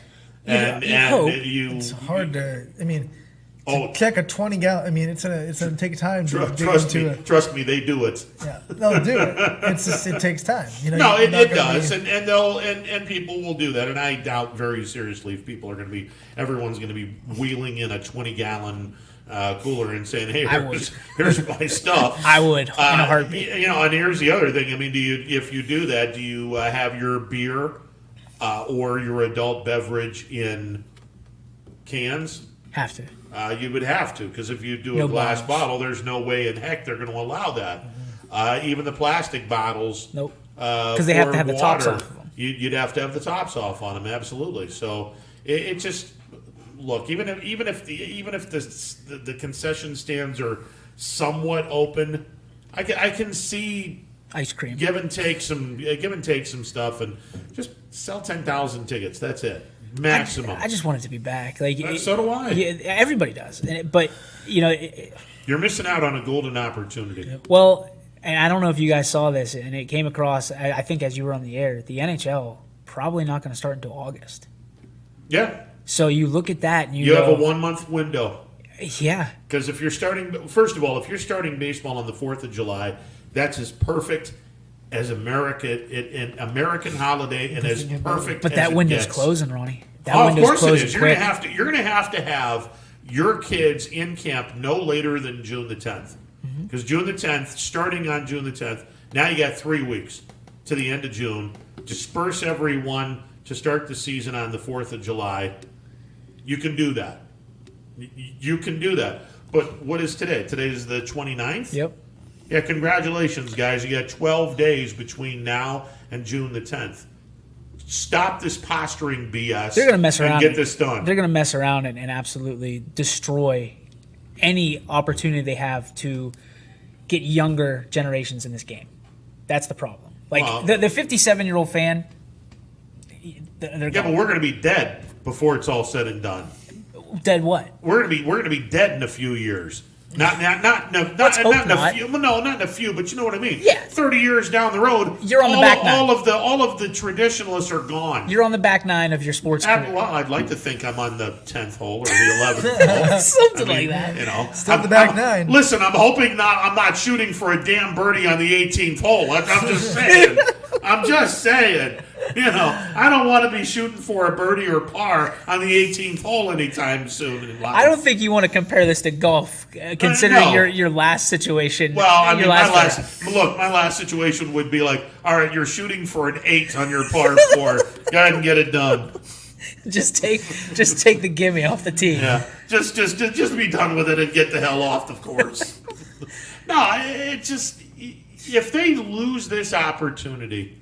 And I've said this all week long. There's dark clouds gathering between this year and the 42 teams that you're cutting out of minor league baseball, and all of those people in those cities and the surrounding areas that you're basically giving a big FU to those people. And the end of the 2021 season, you have a labor contract that needs to be signed, and you've got players that don't trust owners. You've got owners that don't trust players. If you screw this up, your sport dies. I can't say that any plainer. I don't think it dies. No, I don't think it dies. I think that there's one problem that nobody has really pointed out to the other side yet, and baseball is a very arrogant sport in the fact that they still feel that they are America's favorite pastime, and they're not. They're just not anymore. Maybe to the 57-year-olds, but you get down to the 40s, the 35s, to 25s. Heaven forbid you get down to the 15-year-olds. And football is mainstream. Basketball is on the back burner. Hockey might right now be in front of baseball. It will be if they open up their season before baseball. Well, especially here locally, Yeah. because Pittsburgh's going to be a hub for all the NHL games. And But East Palestine native JT Miller with the Vancouver Canucks. oh, man, I'll tell you what, And he is having a hell of a season. he might be one we need to shoot for to get on this show, I think he can might be able to. We can pull some strings because I was at the JV level coaching while JT was a senior, and I'm not even going to try to sugarcoat it. He was one of the best baseball players I've ever seen, and I've seen a lot of good baseball players. Yeah. He was just that much better at hockey, and he knew it. And he had, at that age, the typical 17, 18-year-old hot temper that he still has. But you talk about all these athletes that you see that are just different. He was one of them. He demanded perfection in everything. Yep. I mean, he was never satisfied. You watch that Jordan documentary, you look at those guys, and they're just different. The elite athletes are that way. Just people that are passionate about what they do and really good. Yeah. I'm not even talking about athletes. I'm just talking about he knew that if he was going to do something, he was going to be the best at it. Yep. And it bothered him if he wasn't. Yep. So, like, when they talk about Jordan going to Chicago or going to the Barons to play, you know it bothered him not being the number 3 hitter and being the best player on that team. And there's people that speculated that he'd be a professional athlete in baseball if the strike didn't happen. And you know, there's writers, really, really good writers that said that it would have happened. If nothing else, for the marketability. Listen, I've talked with Tito about it. Yeah. He's convinced 1,500 at-bats, Michael would have been a Major League Baseball player. Yep. There's no two ways about that. But you look at these people, like JT is unbelievable of a talent as he is and everything else. To see him out on that ice and to know that he's an East Palestine kid and he's playing with the best ever. Like, I consider Sidney Crosby to be among the elite that have ever played the game. Yeah. Wayne Gretzky, Mario Lemieux, Gordie Howe, or Messier. He's a little further down that list. But I get you get my point. Is you got a kid that grew up 4 blocks from here. Yeah. That was doing slap shots against his garage. Yep. And now he's making his way around the National Hockey League. And doing quite well for himself, too. And we're excited about that. Yeah, man. doing quite well for I himself. think hockey, baseball, the arrogance of baseball is we're always going to be baseball. We're always going to be, people are always going to come back. Yeah. And to your point, that's not going to happen. I don't think it's going to happen. I think that they have to play their cards right. Well, and they have to do a hell of a lot better marketing their game because it is garbino. Yeah, there's 41 million Americans out of work right now. Don't sit here. Don't come to the table and say, I need more money when there's 41 million Americans out of work. And I'll be honest with you. That's absurd. I figured I pinned the NBA to be the ones that complained about they don't want to go back to work because they were the ones that started this whole mess. Yeah. They were the ones that shut everything down, and then everybody got real serious about this really fast. I figured they would be the ones that, we're just going to let it go. But there's one guy out in Los Angeles that is dying to get another championship after this documentary. Absolutely. And look, say what you want about Adam Silver. He's turning into the best commissioner of the 4 commissioners. And it's by a wide margin. Another thing, I said earlier that the relations with the player union and the owners of the NBA is so much better than the baseball. And that's because Adam Silver does not allow garbage. I got to admit that, and I'm not a Roger Goodell guy, but Roger Goodell hasn't swung and missed it a whole lot during this whole pandemic. No, he hasn't. Because he was the guy that said, and when everybody's canceling, he's saying, we're going to continue the NFL draft. We're just going to change it up a little bit. Yeah. And that was a home run. It was a home run. What he did was, Goodell's done a really good job. I for the life of me, thought Gary Bettman was going to be the low point of all low points in commissioners, and Major League Baseball said, "Hold my beer, we got someone better." You're right. You do. So here's one for you. I know it's 302, but It's 303, but that's neither here nor there. All right, Quinn. do you follow Barstool at all? A little bit. Okay, so Dave Portnoy is the president of Barstool. He has been a pain in the thorn, or a thorn in the side of Roger Goodell for the longest time. They had that thing where the auction where you could say Portnoy won it. So now Dave Portnoy is going to be, now on paper, this is the way it's going to come down. He is going to be invited to a Monday Night Football game in Roger Goodell's house, in his basement, in his chair, and they're going to have a conversation during a football game. That could be fun. That is must-see TV. That could be fun. If they do it the same way that Barstool does it, the same way that we did our draft, that would be more. It'll probably be ratings like the Super Bowl. It'll be fun to see how many guardrails Goodell puts on Portnoy. You know what I mean? They've already said that Goodell could derail this if he just wore that Goodell T-shirt with the bozo nose on it. Yeah. And what does Portnoy have? Nothing. Like, if he makes fun of himself, as we all do. Well, of course. You diffuse the situation. Absolutely. And it's over. Yeah. And then you just have a good time. And then you're going to have a good time. Absolutely. But he won't do it. Goodell will do it. You think he'll do it? Yeah, absolutely. One of his 15 costume changes? Like he will. He won't have the NFL have a bad rap on his watch. He won't let anyone do that. That whatever game that is, and they haven't decided yet. And Portnoy seems to think that they're not going to let it happen. He says that he fully expects that one day he's going to look at his bank account and it's going to be $250,000 more in the black. So, but if you have that kind of money, you drop $250K on it, I'd do it. Because think about the content he's going to have. Just talking about it is getting me excited. Oh God, yeah. No, absolutely. I mean, if you did the interview right, or if you did did it right and not take cheap shots, he's great. I think it would be phenomenal. He's great. One of my everybody can see on YSN. He's one of my role models. We do things a little bit cleaner than they do for the most part, unless you're listening to Ron Podesta's show. Well, I mean, look, stuff has to be said, and you got to do it. You got to do it a certain way, so it is what it is. But at the same time, it's one of those things where, like, I can't wait. I can't wait till 3:15 or whatever time that Trey puts this race up, because I just want people to see how funny it was. Like I can't exaggerate. It's Quinn the first time didn't even get out of the starting blocks. It was like a fish that you just tossed on the floor. It just